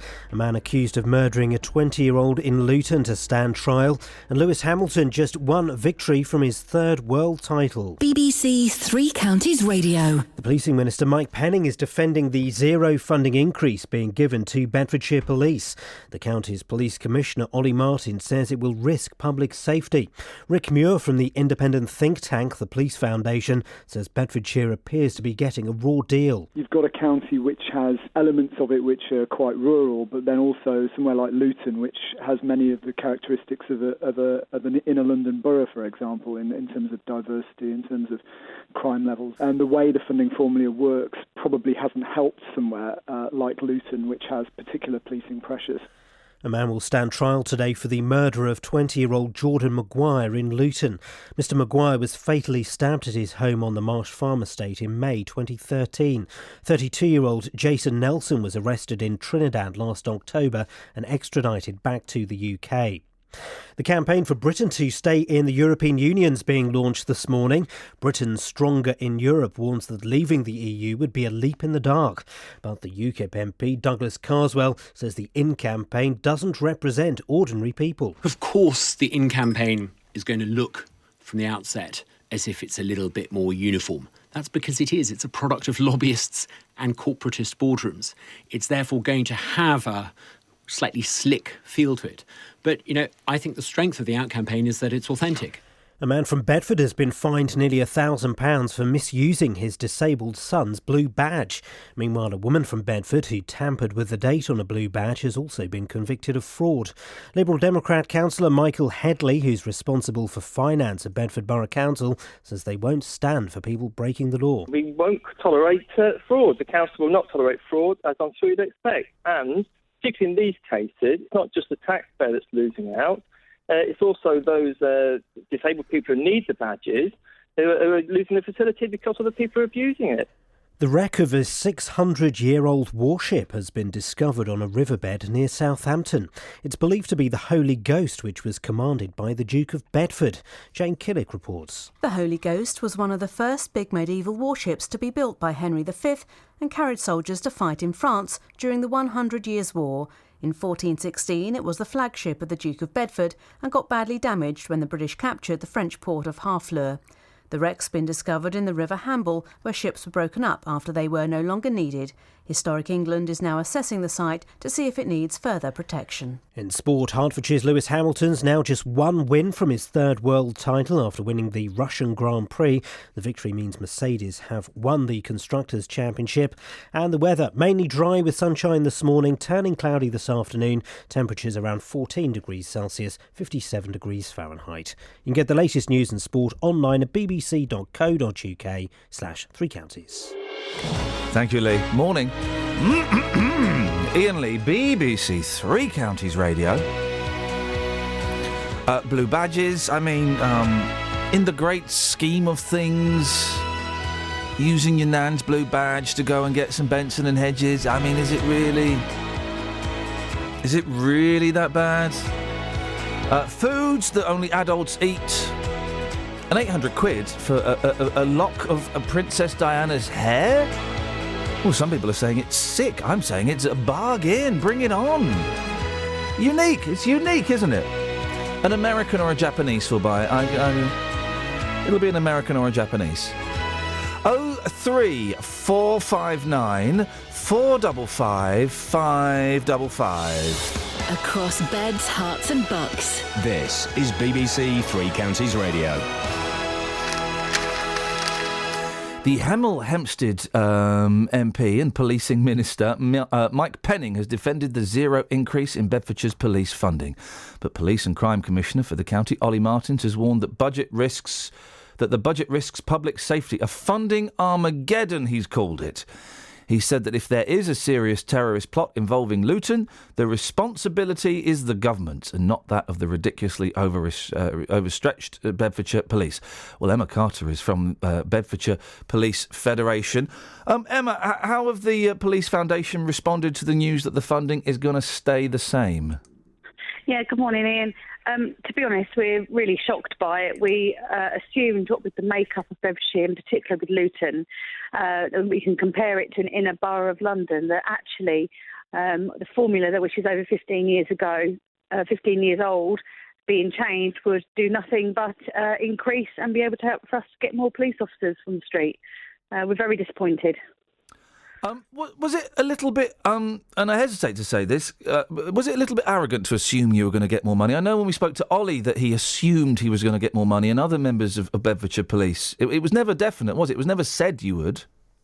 No, you're right. However, Mr. Penning had certainly indicated to Mr. Martin that we would be seeking an increase. Right. When you actually look at the makeup and the demand of what officers go to every single day now compared to when the funding formula was originally put in 15 years ago, there's no comparison, to be honest. The violence, the lack of numbers, the sheer demand that's placed on the police service every day is completely different. Redundancies, do you think? So you can't make police officers redundant, but certainly I would imagine that police staff's jobs will now be at risk. unfortunately, what happens there is that those police staff have been brought in to do a really important job to be able to free up the police officers to go and be on the front line and investigate and safeguard the public. Without them there, those jobs are vital. They'll still have to be done. That may well mean that the few police officers that we do have will now be taken off that front line and put into the back office jobs, which for me just defeats the object. Should the public be concerned by this? Will they notice anything?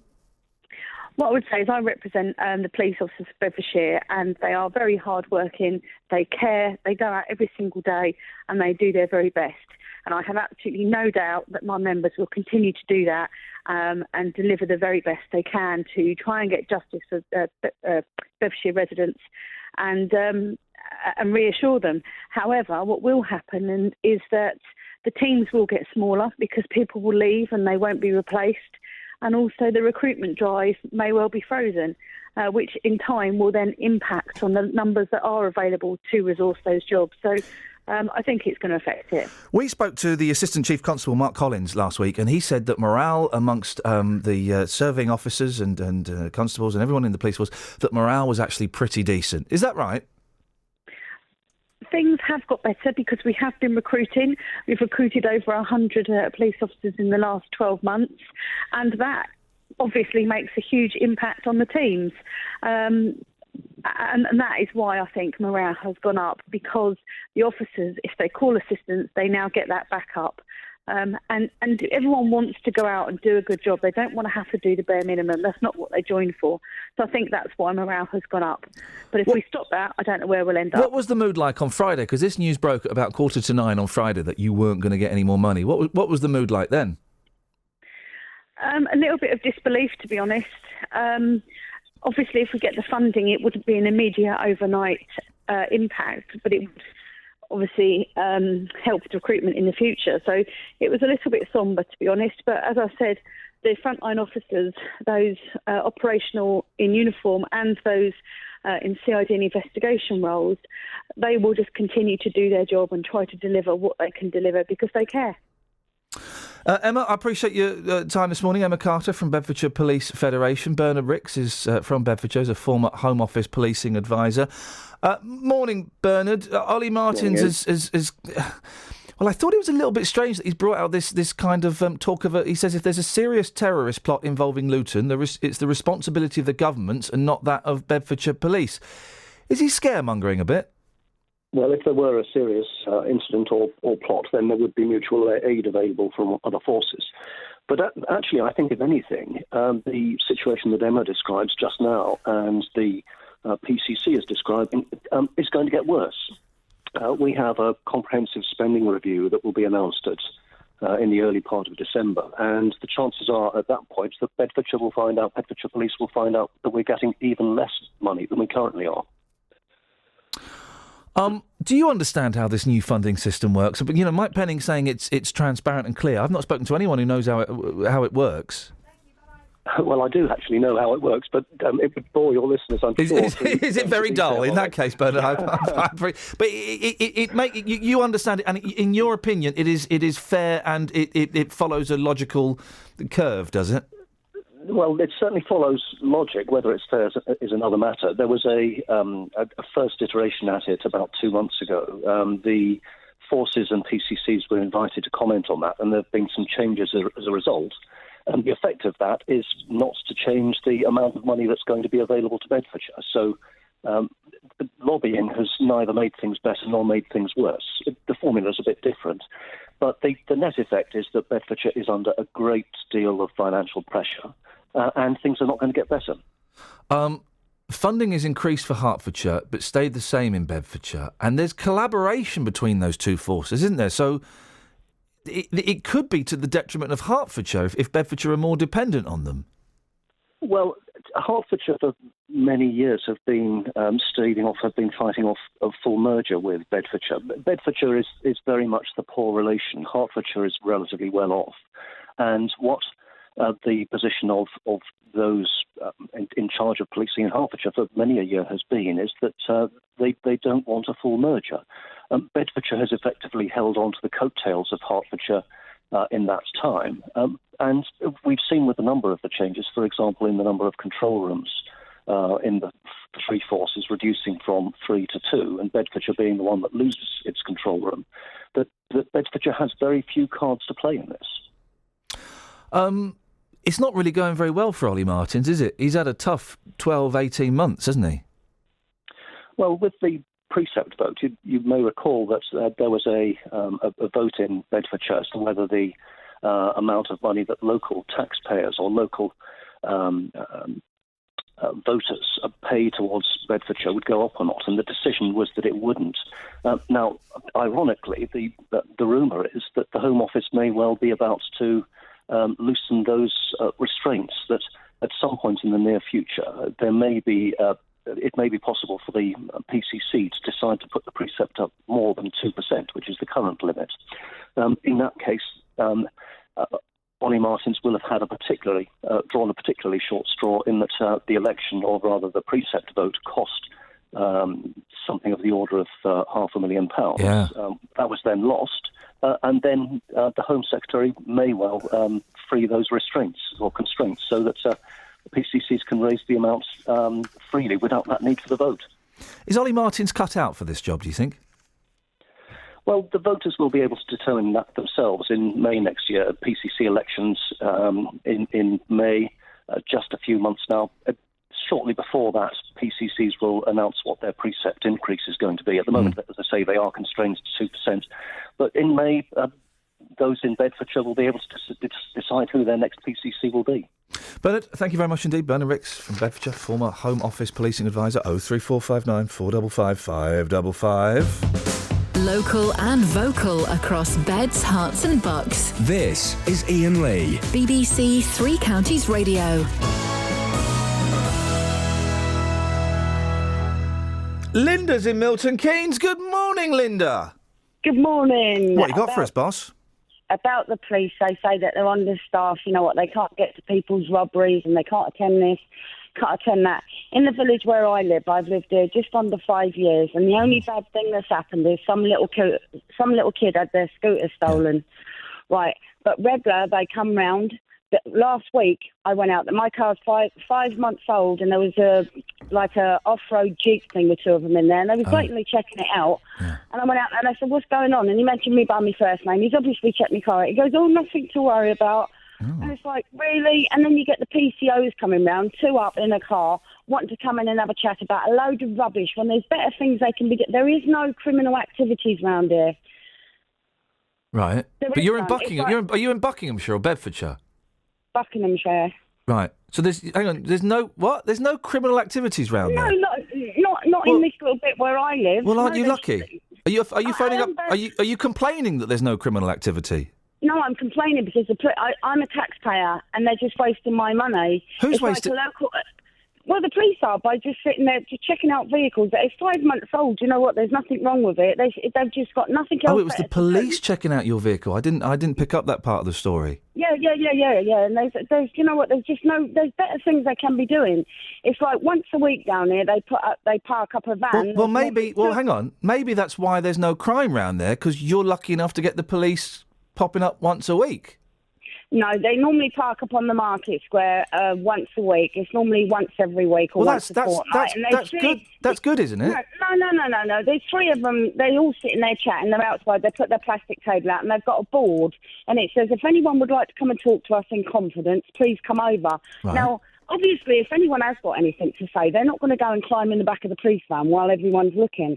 I think the police, do you know what? They should cut more of them. They should make them do more work. They drive around in their cars. Police are bullies today. They are bullies. When was the last time? When was the last time you were bullied by a police officer? About 15, just over 15 years ago when I was pregnant, pregnant with my daughter. Okay, so how can you say that police officers are bullies today when you haven't been bullied for 15 years by a police officer? You see it all the time on Tell the me, news. Linda, when did you last see it then? Well, I see it on the news all the time. But that's different. I saw someone getting bullied in Milton Keynes by two of them. Okay, well, saying you saw it on the news is already different from saying, because you just said you see it all the time. I don't think I've ever... see it all the time. Well, where do you see it all the time, Linda? What about that Asian boy that got beat up by him in Luton? Well, okay, well, listen, we're not going to... There's a case going on investigating that. What about the blind man who got stunned by one of them? That was like that was like a year ago. It doesn't matter. I bet he ain't forgot it. No, but Linda, you're saying you see it all the time. You do see it all the time. No, you Linda. You don't see it all the time. No. Hang on a second. I'm not going to let you talk complete and utter balls. You don't see it all the time. There are a few select examples, but you don't see it all the time. Okay. When I was 8 months pregnant with my daughter, I 15 years ago. I don't want to hear it. No, Linda. No, Linda. I don't want to hear a story from 15 years ago. You're on their side. No, Linda. I'm on the side of. They should sack more of them. They should. They're all corrupt. And there she goes. Another sign of an excellent example, a hit and run. I'm not on the side of the police. Yeah, some of the police are bent. Some of the police are dodgepots. Hillsborough, for crying out loud. Yeah, case you mentioned that's being investigated that we can't talk about. Yeah, the blind fella getting zapped by a taser. Yeah, all of those cases are terrible. But you can't say you see the police bullying people every day. Your only example is something you saw on the telly and an example that happened to you 15 years ago. And you're angry that you see them in your village every other week? Wow. If you want to comment on what Linda's had to say, 03459 455 555. Let's get the Trav. Travel news for beds, cards and bugs. BBC Three Counties Radio. It's very slow on the M25 anti-clockwise because at junction 19 for Watford, a lane's closed while exit's being recovered, and that's causing delays from junction 22 for St Albans, but it's also affecting the A405 from the Park Street roundabout. On the M40 from the Denham roundabout towards the M25, it's looking very slow, and it's busier than usual on the M1 southbound between the London Gateway services and junction 2 for the A1 at the Five Ways corner. In Watford on Beach and Grove, that's looking very busy around Escort Grove, and in Chiswell Green on the North Orbit Road, it's very slow around the Shell roundabout on Watford Road. In Marston Mortain on the A41, there are queues in both directions at Beancroft Road because of the roadworks. Samantha Bruff, BBC Three Counties Radio. Sammy, thank you very much indeed. I would suggest, I'm not suggesting this about Linda. Okay, so let's put Linda to one side. But surely you would only want less police officers around and less police officers doing their job and less police officers in your town or village if you were bent, if you were a crook. I'm not in any way suggesting this about Linda at all. I'm just kind of taking this to another area. But if I was a crook, I would not want to see police officers once a fortnight in my village. If I was legit, then I would be more than happy to see police officers. I've never heard anyone on a phone-in show say they want to see less police officers. 03459 455 555. You'll have thoughts on that. Linda, if you want to come back on, maybe let's do her the benefit of the doubt. Maybe she got cut off because Linda sounded like an intelligent woman. I can't believe she would cowardly slam the phone down like that. These are your headlines. BBC Three Counties Radio. Bedfordshire Police Federation says the decision to give the county's force no extra money will almost certainly mean job losses. A man who was extradited back from Trinidad will stand trial today for the murder of 20-year-old Jordan Maguire in Luton. And here we go. This is a news story. I love stuff like this. Have a listen to this, Kath. A warship that was commanded by the Duke of Bedford 600 years ago has been found on a riverbed in Hampshire. Oh, ladies and gentlemen, it's the Mary Rose Part 2. In a recent survey, we asked 47 people who they'd most like to wake up with. I would like to wake up next to my beautiful girlfriend, Daisy. Be waking up with Angelina Jolie, I can assure you. Tomorrow I'd like to wake up next to Dave here, because at least I'll be alive. But there was one name missing off that list. Justin Dealey. Justin Dealey. Saturday mornings from 6. BBC Three Counties Radio. Who is Justin Dealey? I have never heard of him. Local and vocal across beds, hearts and bucks. This is Iain Lee. BBC Three Counties Radio.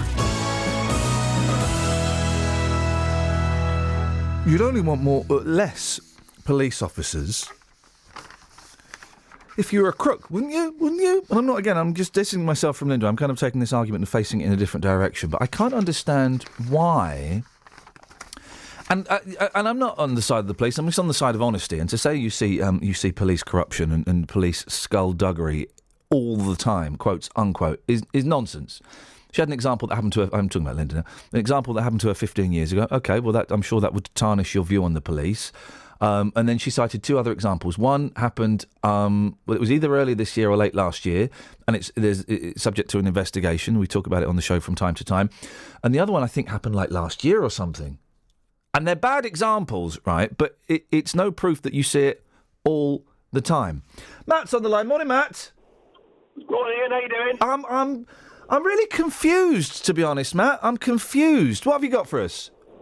Well, literally just leading on from what you were saying, I'm very put out and upset by her comments because my sister's actually in the force and she's been doing it a long, long time. Well, your sister's corrupt and bent and she should get the sack. That's Linda's view. I'm boiling with anger with what she said. I mean, my sister's been in the Bedfordshire Police for about 10 years plus. She's worked herself up to a good position. I won't say what division, but she does such long hours so she hardly sees her husband much, because if a job's called in literally before she finishes her shift, she has to go out and do it and finish it until it's, leave when it's done. And sometimes she does in excess of 60 hours plus overtime. She's stressed out. She works so hard. And I've also got friends in Thames Valley and bed, and what they tell me, what they do, hats off to them. Fair play. And listen, I'm not, I'm not kissing the police's ass, so to speak. I'm not blowing smoke up their backside because, there are some instances of horrible pieces of corruption and, skullduggery and bad things happening. But the police have done bad things. But to tar them all and say you see police corruption and police bullying all the time and that there's too many of them and they get paid too much and they should be sacked. The majority of the police are decent men and women that are doing a, really stinky job. It is true. It's true. And what she's what she does, what she has been doing, I could nowhere near deal with it. But it does happen in every profession because in my line of work, we're tarnished with the same brush. But, I'm one of many that are the decent ones, and yet we're all tied with the same brush of it. So it's in the same context and same thing, the same different lines of work, really. Matt, thank you very much indeed. 03459 455 555 is the telephone number. If you email me that question for Andy. By the way, Andy Day from CBeebies is coming on tomorrow about 8:30. If you've got a young person under the...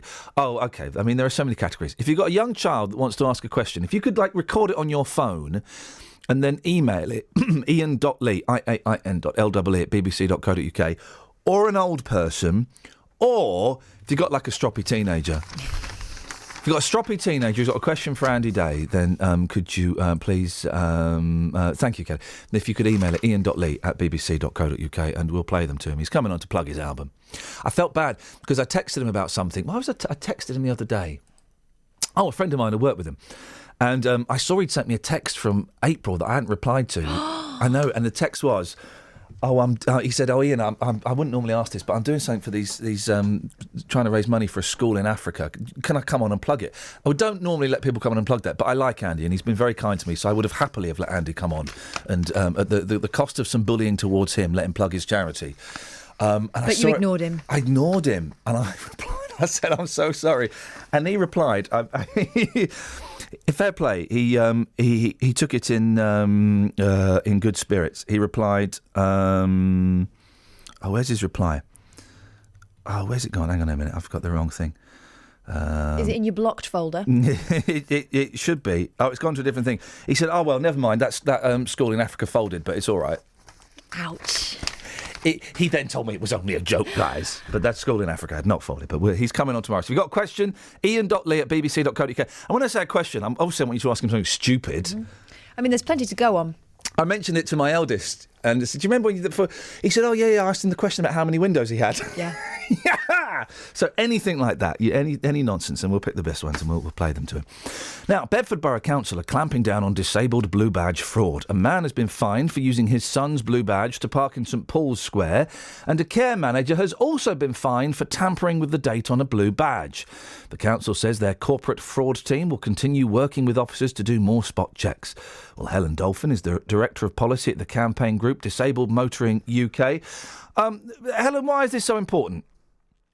Oh, you're on that fader. Sorry, Helen, starting. I had the wrong fader open. Let's try again. Helen, why is it important to crack down on these fraudsters? Because it prevents a lot of disabled people from getting where they need to go, and it also stops people, they basically just are not paying for their parking, and that's, an essential revenue in these kind of difficult times. And I don't see, it just shouldn't be happening. People shouldn't be using badges that don't belong to them. We tend to demonise these. We tend to demonise these people, though, don't we? I mean, it's bad to do it, and it's a wrong thing to do. But there seems to be a real kind of venom directed towards these people. All they're doing is getting free parking. Well, for someone like myself, I've lost all of my limbs to meningitis. If I try to park my car and there's no spaces at all because they've all been taken up by people, that shouldn't be using the badge scheme, and I can't get where I need to go, and that's a massive inconvenience. And say it was something like a doctor's appointment, I would then miss that appointment. So, it's not just missing a little bit of parking revenue. It's actually, quite a kind of massive inconvenience to a lot of disabled people, and that's why it should be stamped out. Yeah, I mean, you wouldn't necessarily, the greatest respect, you wouldn't necessarily miss the doctor's appointment. I tend to get to the doctor's appointment as incredibly early, so it's slight extrapolation. When you've got three safe spaces outside, and you have to be able to open your car to the door to the absolute maximum to get out, and all those spaces are taken, then where would you suggest that I parked? Oh, I'm not. Listen, I'm not playing disabled top trumps with you. I have used blue badges. I know exactly what the blue badge is for and exactly why there are wider parking spaces. I just worry that we're kind of demonising these people. Where in the great scheme of things, it's bad. I'm not saying it's all right, but there are worse things, aren't there? There's always worse things than abusing a blue badge, but often, it's a massive inconvenience at the time, and that's why what's the point of having a scheme to benefit disabled people if it's just being so abused that it's not benefiting people anymore? And if you have schemes which aren't policed and aren't enforced, then unfortunately the people just take advantage of that. And that's why I'm really actually pleased that Bedford Council are cracking down on it. The thing is, we've got no idea how many people are actually doing it. The person that got caught here in one of these instances was stupid because they changed the date. Well, that's obvious that they've changed the date, but you can buy these badges. People use their friends or their mum's badges. You've got no idea, have we, how many people abuse this system? The estimate from areas where they have fraud teams is in some cities' centres it's up to 50% of people that are misusing it. So it's really quite high. And where have you got that figure from? Because I thought the National Fraud Authority estimates that it's 20% of all the badges in circulation are abused. Yeah, that's all over the place, isn't it? Right. And this is in city centres. And where have they got that figure from? How have they come up with that? Because they have fraud teams out there, and if half the badges that they stop are from people not using them, then that's where they're getting that figure from. Right. So what would you like to see people do? I'd like to see all councils enforcing it. That's what I'd like to see. At the moment, you've only got, quite a small number that actually, have fraud investigators, looking into what's happening and stopping people and prosecuting and going as far as court. So, until all authorities do it, then it's probably going to kind of remain the problem that it is. OK. All right, Helen, thank you for your time this morning. Thank you. Thank you very much indeed. It's Helen Dolphin, Director of Policy at the campaign group Disabled Motoring UK. 03459 455 555 is the telephone number if you want to give us a call. I've had to part with the blue badge, so I know what it's about, and I know why there's an extra space, and I know why it's nearer to places. But I don't know. I just kind of think that we're demonising these people, but perhaps a little bit more than is necessary. Let's get your phone calls on that. Let's get the Trav first. Travel news for beds, cards and bugs. BBC Three Counties Radio. There are long queues on the M25 anti-clockwise approaching junction 22 for St Albans, and that's because of an accident there earlier where there's a lane closed and it's causing... it's from junction 22 for St Albans approaching junction 19 for Watford, and it's also causing delays on the A405 from the Park Street roundabout. On the M1 it's really slow southbound from the London Gateway services towards junction 2 for the A1 at Five Ways Corner, and it's busy on the M1 southbound between the Toddington services and junction 11 for Luton as well. On the A421 in Marston Mortain it's busy in both directions because of the roadworks at Beancroft Road on the roundabout, and in Amersham Hill into High Wycombe it's very slow in both directions at the moment. Samantha Bruff, BBC Three Counties Radio. Across beds, hearts and bugs. This is BBC Three Counties Radio.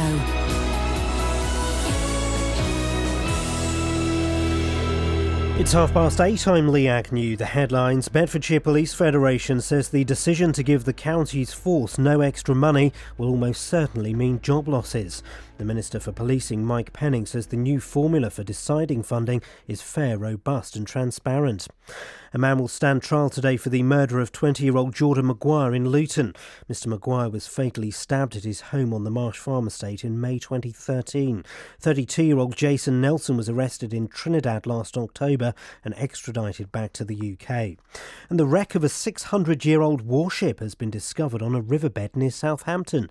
It's believed to be the Holy Ghost, which was commanded by the Duke of Bedford during the 100 Years' War. The weather will be mainly dry with sunshine this morning, turning cloudy this afternoon. Temperatures on the chilly side around 14 degrees Celsius, 57 degrees Fahrenheit. Three Counties Sports. BBC Three Counties Radio. Hertfordshire's Lewis Hamilton is now just one win from his third world title after winning the Russian Grand Prix. The victory means Mercedes have won the Constructors' Championship. I feel amazing. Feel very blessed. I enjoyed the drive, to be honest. You know, people would assume that when you're out front it's easy, but it's not. You know, you're constantly faced with challenges and staying focused through the whole race. You know, I've been racing a long time, and even today I felt constantly coming up against another challenge along the way. So I thoroughly enjoyed it, and again, just grateful for all the support that I got from my team. Phil Jagielka will captain England for tonight's final Euro 2016 qualifier against Lithuania. He says it's a dream come true. Definitely delighted to have wore the armband in games before, you know, leading up to the World Cup and then the San Marino game, but probably didn't expect to have the opportunity to lead the team out. You know, obviously it's something I do on a regular basis at home, but to do it for your country, it didn't seem probably even like a dream, to be honest. It was that far-fetched, you know, growing up. You just want to, you know, become a footballer. Captain your country would be something, you know, you probably don't ever think about. Stevenage have moved up to 20th in League Two after a 3-3 draw at Exeter. Manager Teddy Sheringham says they make a strong start. I think it was a good performance apart from perhaps 2 or 3 lapses of concentration. It's a sloppy start after, I don't know, 1, 2, 3 minutes to go behind, you know. So apart from that, we got into the game early on and we passed it nicely and opened them up a little bit. Didn't take our chances, and the second was just a killer blow that was just very harsh, I felt at the time. But when you don't start good enough, that's what happens. And finally in golf, Matt Fitzpatrick claimed his first European Tour title, winning the British Masters at Woburn. He finished 15 under par, 2 shots clear of the field. BBC Three Counties News and Sport, more at 9 o'clock. 1, 2, 3 and 4 more make 7. 6 is afraid of 7, 'cause 7, 8, 9. 9 was minding his business, talking to 10 about Gordie Howe's clothes. Why 7, 8, 9? Nobody knows. 1, 2, 3, 4, 5, 6, 7, 8, 10. What about 9? 7, 8, 9. Oh, the cat'll have to live with 8 lives now. Ronaldo will have to make do. Ever since 7, 8, 9 seems I've got an extra finger and an extra toe too. 7, 8, 9. Once upon a time in our solar system, we couldn't make do without 9. But Pluto's not a planet now, so 8'll do fine. Oh, the cat'll have to do with 8 lives now. The Chinese will be out of luck. Vampires will have to think of some other method, 'cause without their K9s, how will they suck? 7, 8, 9. 1, 2, 3, 4, 5, 6, 7, 8, 10. What about 9? 7, 8, 9. 7, 8, 9. 7, 8, 9. Oh, 7, 8, 9. Now, a sinkhole which opened up in St Albans continues to be monitored for signs of movement. Experts are using specialist equipment. Oh, specialist equipment! At the site in Fontmell Close. So far, 48 lorry loads of foamed concrete have been poured into the hole at a total cost of £100,000. Well, Rosemary Broom lives in Fontmell Close, just a few yards from the sinkhole. Good morning, Rosemary. Good morning. What a week or so you've had. When did you find out about this hole? Did you kind of just open the curtains one morning and it was there?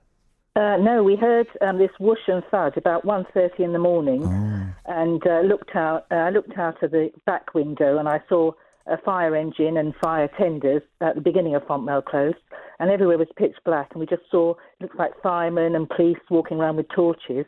Then I looked out the front, and of course we couldn't see down the hole because it was just pitch black, so we didn't know what had happened. And then there were police calling out, and we noticed several people were evacuated about half an hour later from their houses prior to our house. And then a policeman called up to us to the bedroom and said, have a bag packed, ready to leave probably within 10 minutes if need be. So that must have been quite scary, Rosemary. It was scary. Yeah, I bet. We didn't know what it was. And they then told us it was a very deep, large sinkhole.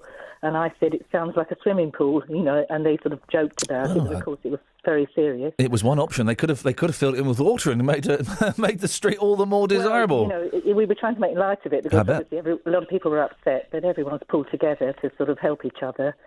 But are you back home yet? No. We've been in the Quality Hotel in London Road, St Albans, since the 1st of October, and we're going to be here indefinitely.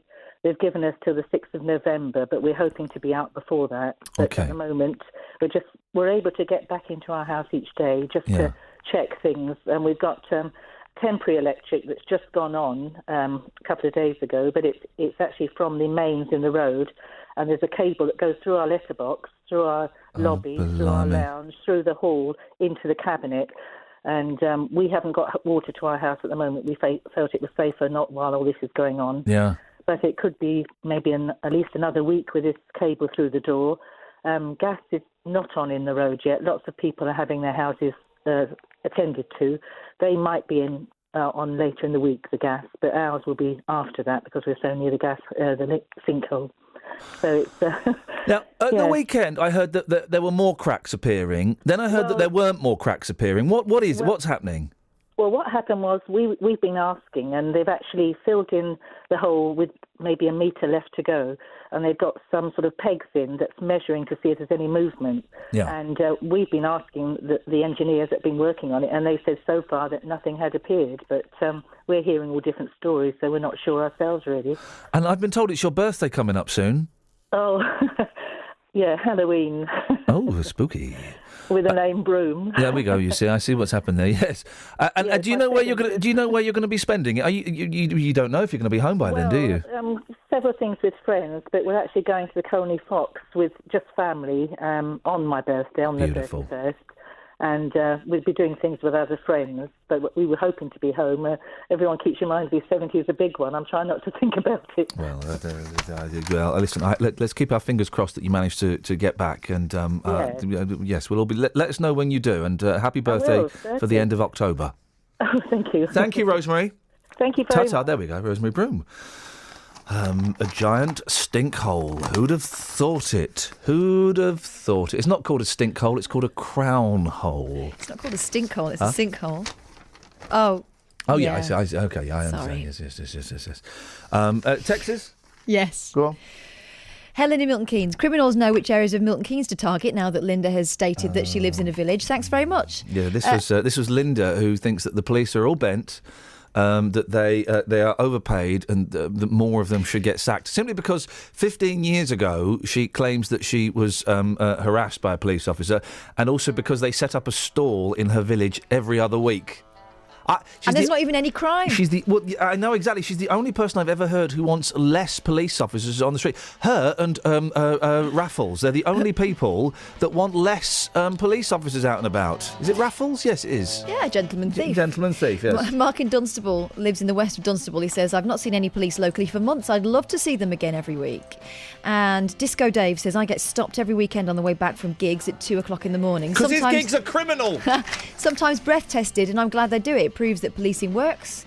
Lee B in Milton Keynes, who is this? Should we scrap the police entirely and see how that works for good old Linda? Authors buying 03459 455 555, by the way, is the telephone number if you want to give us a call. Authors buying fake reviews to be a bestseller on Amazon. Glumface, you should restart that. It was good, that. I enjoyed that. I've got one in my pocket, actually. I'll do one. There's a website and everything now.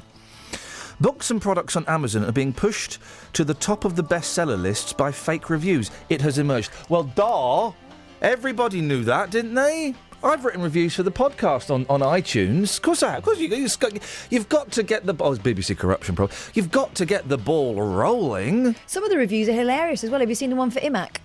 Yeah, I've seen... Yeah. Hang on a second. Here we go. Using stolen identities, including those of British teenage girls. Wow. The bogus reviewers charge as little as £3 to post ratings on the website.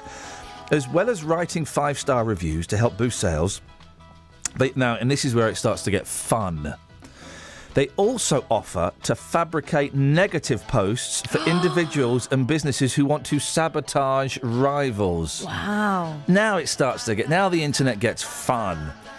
The fake Amazon reviews are part of a much bigger problem, sparking fears that consumer spending of £23 billion a year is being rigged by sellers paying for bogus endorsements.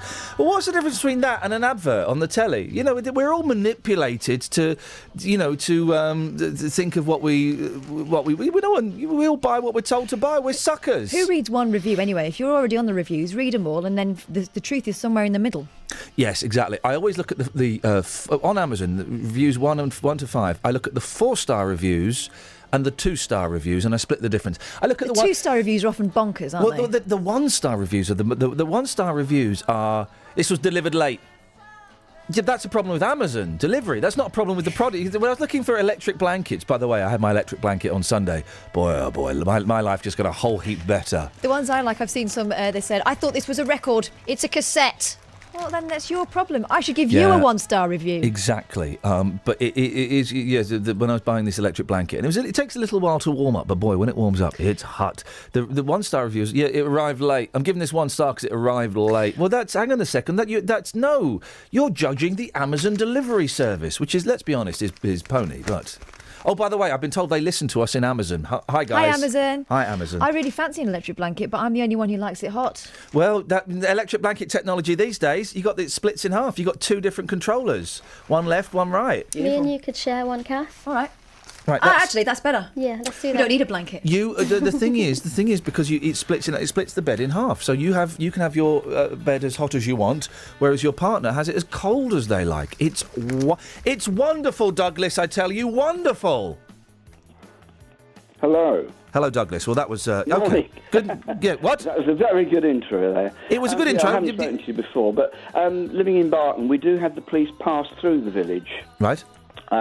We don't have them actually stop and go around the village at all. So the lady that was on saying she's got someone every week, it's very fortunate. Why would you complain? It was every other week, but why would you complain about having coppers setting up a stall every other week? I can't understand that, I'll be honest with you. I can't understand it. We did have a spate of burglaries in Barton, a lot, and of course I get the ringmaster ring me up, but that seems to have stopped. They caught a couple in Luton or something. Who's the ringmaster? Well, they ring up, the police ring you up and let you know what's gone on, and then you can relay it out and warn people. Why would that? Hang on, are you like Neighbourhood Watch or something? It's similar to that, yeah. I'm not on Neighbourhood Watch. You can actually get it on your computer, but my computer's down, so they ring you. But we haven't had anything for about 2 months now. Yeah. So I assume that that's sorted. The 2 they caught in Luton that were doing burglaries admitted to a lot of others. But as I say, I'd love to have more police presence. No, you wouldn't, Douglas. They're all corrupt. They get paid too much, and we should sack more of them. That's rubbish. I've had quite a few dealings with the police. Nothing, serious, but they've been very helpful. Douglas, thank you very much indeed.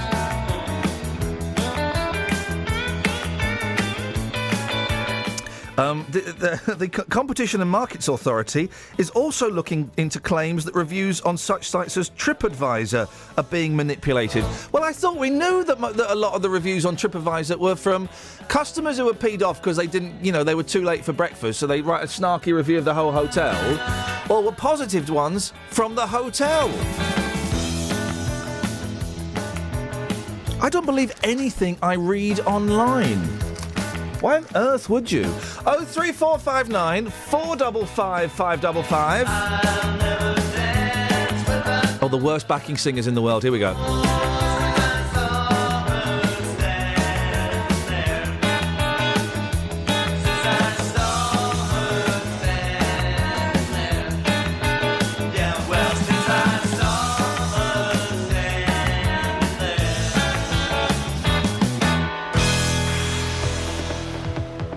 Travel news for beds, cards and bugs. BBC Three Counties Radio. On the M25 anti-clockwise, all the lanes have reopened now at junction 19 for Watford, but it's still looking very slow from junction 22 for St Albans, and there are delays on the A405 from the Park Street roundabout too after an accident earlier. It's slow on the M1 southbound between the London Gateway services and junction 2 for Five Ways Corner heading into London, and it's also busy southbound on the M1 between the Toddington services and junction 11 for the A505 at Luton. On the A1M, it's also busy southbound heading through Stevenage, passing through junction 7, and on the A421 in Marston Moor in both directions there are queues approaching Beancroft Road at the roundabout where there's roadworks. On Marlow Hill and High Wycombe it's very busy into town at the moment looking at the speed sensors, and on the train departure boards the 9:18 service from Luton to Brighton's been cancelled. Samantha Bruff, BBC Three Counties Radio. Thank you, Sammy. Linda just called back up. Doesn't want to go on air, does she, Catherine? No, she wanted to slam the phone down again. What did she... Linda, come on now. Don't be so silly. We did offer. What did she phone in to say then? She phoned in to say she's going to report us to Citizens Advice. Ladies and gentlemen, she's going to report us to the Citizens Advice Bureau. Just deconstruct that title. They advise people. They are not... I'm going to help her. It's Ofcom you want to report us to. It's Ofcom. They will have more influence, and they will take your complaint, they will look at it, and they will laugh. Because what have we done? Linda, come back on X. Maybe you didn't make your point clearly enough. 8:47. These are your headlines on BBC Three Counties Radio. Bedfordshire Police Federation says the decision to give the county's force no extra money will almost certainly mean job losses. A man who was extradited back from Trinidad will stand trial today for the murder of 20-year-old Jordan Maguire in Luton. And boy, genuinely, there is no hint of sarcasm. This is the kind of news story that gets me hot under the collar. A warship that was commanded by the Duke of Bedford 600 years ago has been found on a riverbed in Hampshire. Beautiful. Let's get the weather. Beds, Herts and Bucks weather. BBC Three Counties Radio. Hello, very good morning to you. We'll see a little bit more in the way of clouds than we had over the weekend, or certainly yesterday, but still some good spells of sunshine around. Temperatures at the moment between around 7 and 8 degrees Celsius for many spots, but it has been a rather chilly start to the morning, particularly for parts of Buckinghamshire. There'll be some sunny spells around, but not as many as there were yesterday. Pleasant in the sunshine, but of course quite cool underneath all that cloud, and there'll be a chilly northeasterly breeze as well, so feeling really quite cool in exposure to that. Top temperatures today only up to around 13 or 14 Celsius, slightly below the average for this time of year. It's 57 in Fahrenheit, so quite cool at times, but we will stay dry until perhaps this evening, when we might just get one or two light showers just pushing in from the northeast. So those showers will tend to be really quite light. They won't last for very long, and most places won't see them, but where we do get them, they may well continue on and off through the course of the night. There'll be some cloud around tonight, some clear spells as well. Temperatures down to between 5 and 8 degrees Celsius. The risk of one or two light showers around tomorrow morning, but many places dry. There will be more cloud around tomorrow. The breeze will be a bit brisker as well, so it'll feel slightly cooler. Highs of around 12 or 13 degrees. Really quite cool, but mostly dry for much of the rest of the week. That's the forecast, Iain. Linda, could you... OK, Linda, you don't... She's going to the citizens... Stop phoning up my team and abusing them on the telephone, please, Linda. She just called Kelly Betts, who's one of the most delightful people you could ever work with, an average wage Joey. For goodness sakes. She earns much less than the average wage. Every weekday from 3. It's not just about what we bring you. Starting off on the M25, it's particularly heavy-moving anti-clockwise. It's also about what you bring us. In the end, I could only eat off my ironing board. Your stories. Every room in the house was just... I was climbing over mountains of rubbish. Your humour. There's a reason why you earn the big bucks, you see. That sort of insightful comment is exactly right. Your opinions. Well, the culture's got to change because the police can't do it, and the traffic wardens are so busy, so the culture has to change. I think parents do change into different human beings when they are picking their kids up. Roberto Perroni. And everyone across Beds, Herts and Bucks. Weekdays from 3 on BBC Three Counties Radio. This is Iain Lee on BBC Three Counties Radio. Guys, you're not taking this seriously. You're not taking this seriously. Iain says Linda should make a complaint to the police if she can find one. And then he goes on to say, I'm not happy with your show this morning, and I've made a complaint to the Cones hotline. Come on, guys, not taking this seriously. Called Kelly Betts an average wage Joey. Who did? Linda, call back. Did she again? Yeah, if she's going to phone up and be abusive, she can come on the air. Don't phone up and be abusive to my and team. also, Don't be you know, abusive to my team. we're not your answering service, No, Linda. exactly. Charming though you are. Exactly. You're right, Kels. Yeah. Oh, you sure? Because you can probably get counselling on the licence payer's dollar for that. I'm going to take that to Citizens Advice. Citizens Advice. Complain. Citizens Advice. You got to complain about that. You've got to register a complaint about that. Speaking of complaints that need to be registered, Justin. Morning, boss. Could you just send me a text later on that just says complaint? Yeah, no worries. I've just got to lodge a complaint about you, and about me? What have I done? Oh, no, it's honestly, it's nothing. Don't worry about it. No, but come I just on, want talk to me. No. I just want to lodge an official complaint, and I'll forget. So if you just send me a text that just says complaint, I'll remember it's you, and I'll put the two and two together, and it'll be absolutely fine. Are you complaining that I've got too much swag? Is that what it is? Yeah, that's it, Justin. I'm complaining about the amount of swag. It's just not fair on all of us swaggerless guys. that one man could have so much swag. Thanks, mate. That means a lot. Now, we were talking about adult foods that only kids will eat. We've got Christmas pudding, a boozy trifle, blue cheese, chilli sauce. Hang on a second. Yes. Hang on a second. Yeah. Somebody is just walking on the streets here. Sir, good morning. We're live. You know my new feature, the Wheel of Fortunes? Oh. What? Yeah, you know my new feature on a Saturday morning, the Wheel of Fortunes? The man who is my voiceover. Say good morning, sir. Good morning to you. Yeah, say good morning to Beds, Hearts and Bucks. Good morning to Bedfordshire and Hearts. And Buckinghamshire. And Buckinghamshire. Thank you. Who is this gentleman? He is voiceover man. Wowzers. He is my new voiceover man. He's good, isn't he? He's got a voice, and he over-modded on the thing. So yeah, he's voiceover. Adult food, you've taken it to the streets. What we got? I have indeed, yeah. I have to say, this is one of my favourite Voxes of all time. Earlier as well, you were looking for people who have been into a fish and chip shop and they've purchased pickled onions. That was correct, That's wasn't correct, it? yeah. Yes. I managed to find somebody, and we've been speaking to people about foods that only adults eat. Here's what the streets had to say. Ricardo, foods that only adults eat. I'm Richard, actually. Okay. Yeah, foods that only adults eat. Anchovies. Anchovies. Peanuts. Some chocolate. Dark chocolate. Oh, yes, that's a great one, that is. Give me one more, come on. Tuna. Or salmon, something like that. You're good. What do you do for a living? I'll go to college. What are you studying to be? I want to become a police officer. Madam, let's get the Austrian perspective. It's a well-respected perspective on the programme. Madam, foods that only adults eat. Just vegetable, isn't it? Vegetable. What's that? Vegetable. What's your favourite vegetable? Peas. Do you know what? I find it really frustrating. Maybe you get the same thing in Austria as well. You know when you get frozen peas on the floor and you accidentally stand on them? How annoying is that? Oh, I know it is. It is. Yeah. It's universally annoying. Thank you, madam. Okay. Pate. Pate? Yeah. When you were a kid, you hated it, yeah? Yeah, it was just weird. Like it was. But now you can't get enough of the stuff, can you? Love pate. Yeah. Pizza. My one don't like pizza. Apart from the Leaning Tower of Pisa, what about foods? Anything that your child doesn't like? Mashed potato. Thank you. Angela, we're looking for people that have actually ordered pickled onions from fish and chip shops before. You've ordered a pickled onion from a chippy. Describe the buzz of eating a pickled onion. How does it make you feel? Get a buzz from food. You don't get a buzz from a pickled onion? He does. You get a buzz from a pickled onion? Yeah. Describe the buzz. It just makes me feel full. Cabbage. Carrots. So cabbage and carrots, a bit like Babe Station, adults only. Yeah, I'll say that, yeah.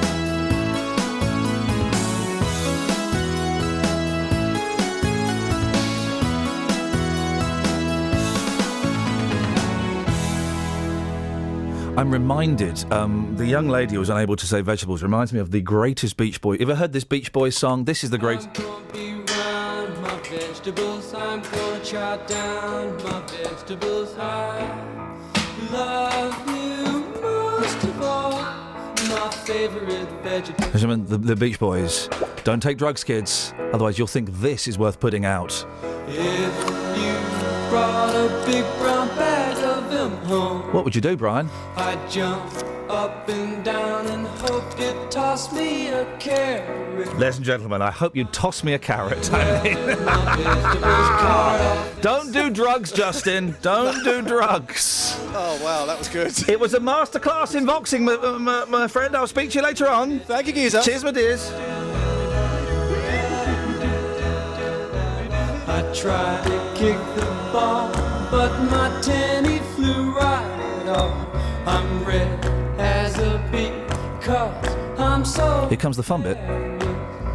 Mama, Daddy said, sleep a lot, eat a lot, brushing like crazy. It's the Beach Boys, ladies and gentlemen. The Beach Boys. I love that song. I know.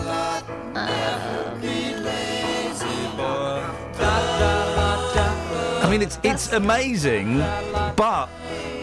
How well did it chart? Oh well. It wasn't the biggest. That's from the same album that's got She's Going Bald on it. Yeah, right? yeah. Me and my mate Neil used to get very drunk and laugh at this. Yeah.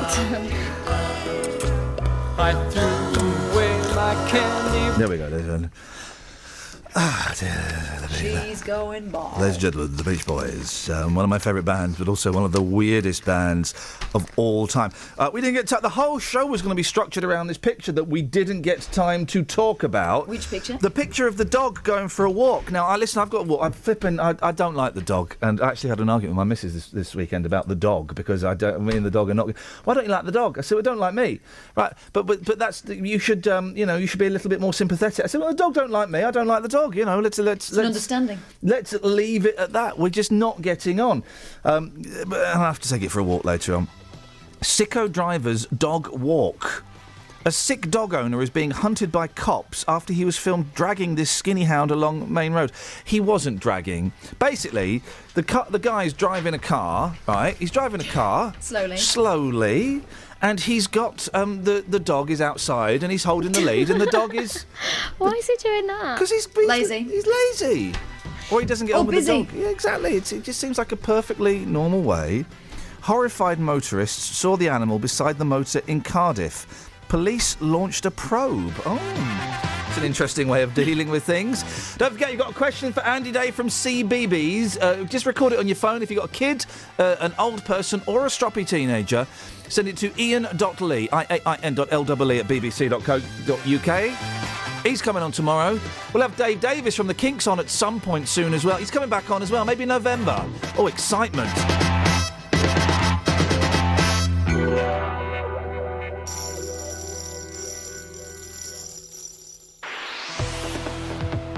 Travel news for beds, cards and bugs. BBC Three Counties Radio. There are still long delays on the M25 anti-clockwise, so from junction 21 for the M1 now towards junction 19 for the A41 at Watford. It's after there was an accident there earlier, but all the lanes are open again, but it's still very busy. And on the M1, it's slow southbound from the London Gateway services to junction 2 for Five Ways Corner. On the A1M southbound from Welland Green towards the junction 1 for the M25 at St Albans, looking very busy too. And in Marston Mortain on the A421, there are queues in both directions towards the Beancroft Road at the roundabout where there's roadworks going on. Samantha Bruff, BBC Three Counties Radio. Sammy, thank you very much. That's it, guys. That's your lot. Don't forget there is a podcast. It comes out every Friday. It's the best bits of the show. And last week, because Danny was doing the podcast, there was a menu at the top of the podcast. Yeah, a menu coming up this, and this, which I've been told...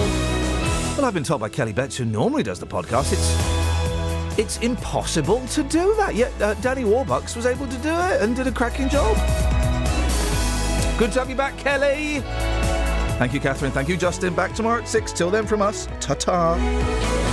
Local and vocal across beds, hearts and bucks. This is BBC Three Counties Radio. Thank you, Iain. Good morning. Welcome to the JVS show. I'm Jonathan Vernon Smith. It's Monday. It's 9 o'clock. And on today's Big Phone In, do you know how you'd vote if the in or out referendum election was today? The cross-party campaign for the UK to stay in the European Union is launching today with the message that leaving is not worth the risk. Former M&S boss Lord Rose is chair of the campaign, and he's called those who want to leave quitters. He's also dismissed the idea that it's more patriotic to vote out, as an in vote will be the strongest decision for British business and society. Well, this morning I want to hear from you. Do you know how you'd vote if the in or out European election was today? Here's my telephone number for your call. It's 03459 455 555. This is the JVS Show on BBC Three Counties Radio. I'll take your call in just a second, but first let's get the latest BBC News at 9 o'clock. Here's Lee Agnew. Bedfordshire Police Federation says it's shocked at the decision to give the county's force no extra money. The policing minister, Mike Penning, says the funding formula is fair and robust. But Emma Carter from the Federation says it almost certainly means more cutbacks. You can't make police officers redundant, but certainly I would imagine that police staff's jobs will now be at risk. Without them there, those jobs are vital. They'll still have to be done. That may well mean that the few police officers that we do have will now be taken off that front line and put into the back office jobs. A man will stand trial today for the murder of 20-year-old Jordan Maguire in Luton. Mr Maguire was fatally stabbed at his home on the Marsh Farm estate in May 2013. 32-year-old Jason Nelson was arrested in Trinidad last October and extradited back to the UK. The Royal College of Nursing says many trained nurses may be forced to leave Britain because they aren't being paid enough money. New government rule says non-European nurses will have to leave the UK after 6 years if they're not earning at least £35,000. Victoria Cooling from the RCN says it's going to have a massive impact on the NHS. Nursing has always been an international profession. We have always recruited overseas nurses. The NHS has a proud history of having overseas nurses. So it's not something new. It's always been there. But our nurses have never been under the threat of having to leave the country. A man from Bedford has been fined nearly £1,000 for misusing his disabled son's blue badge.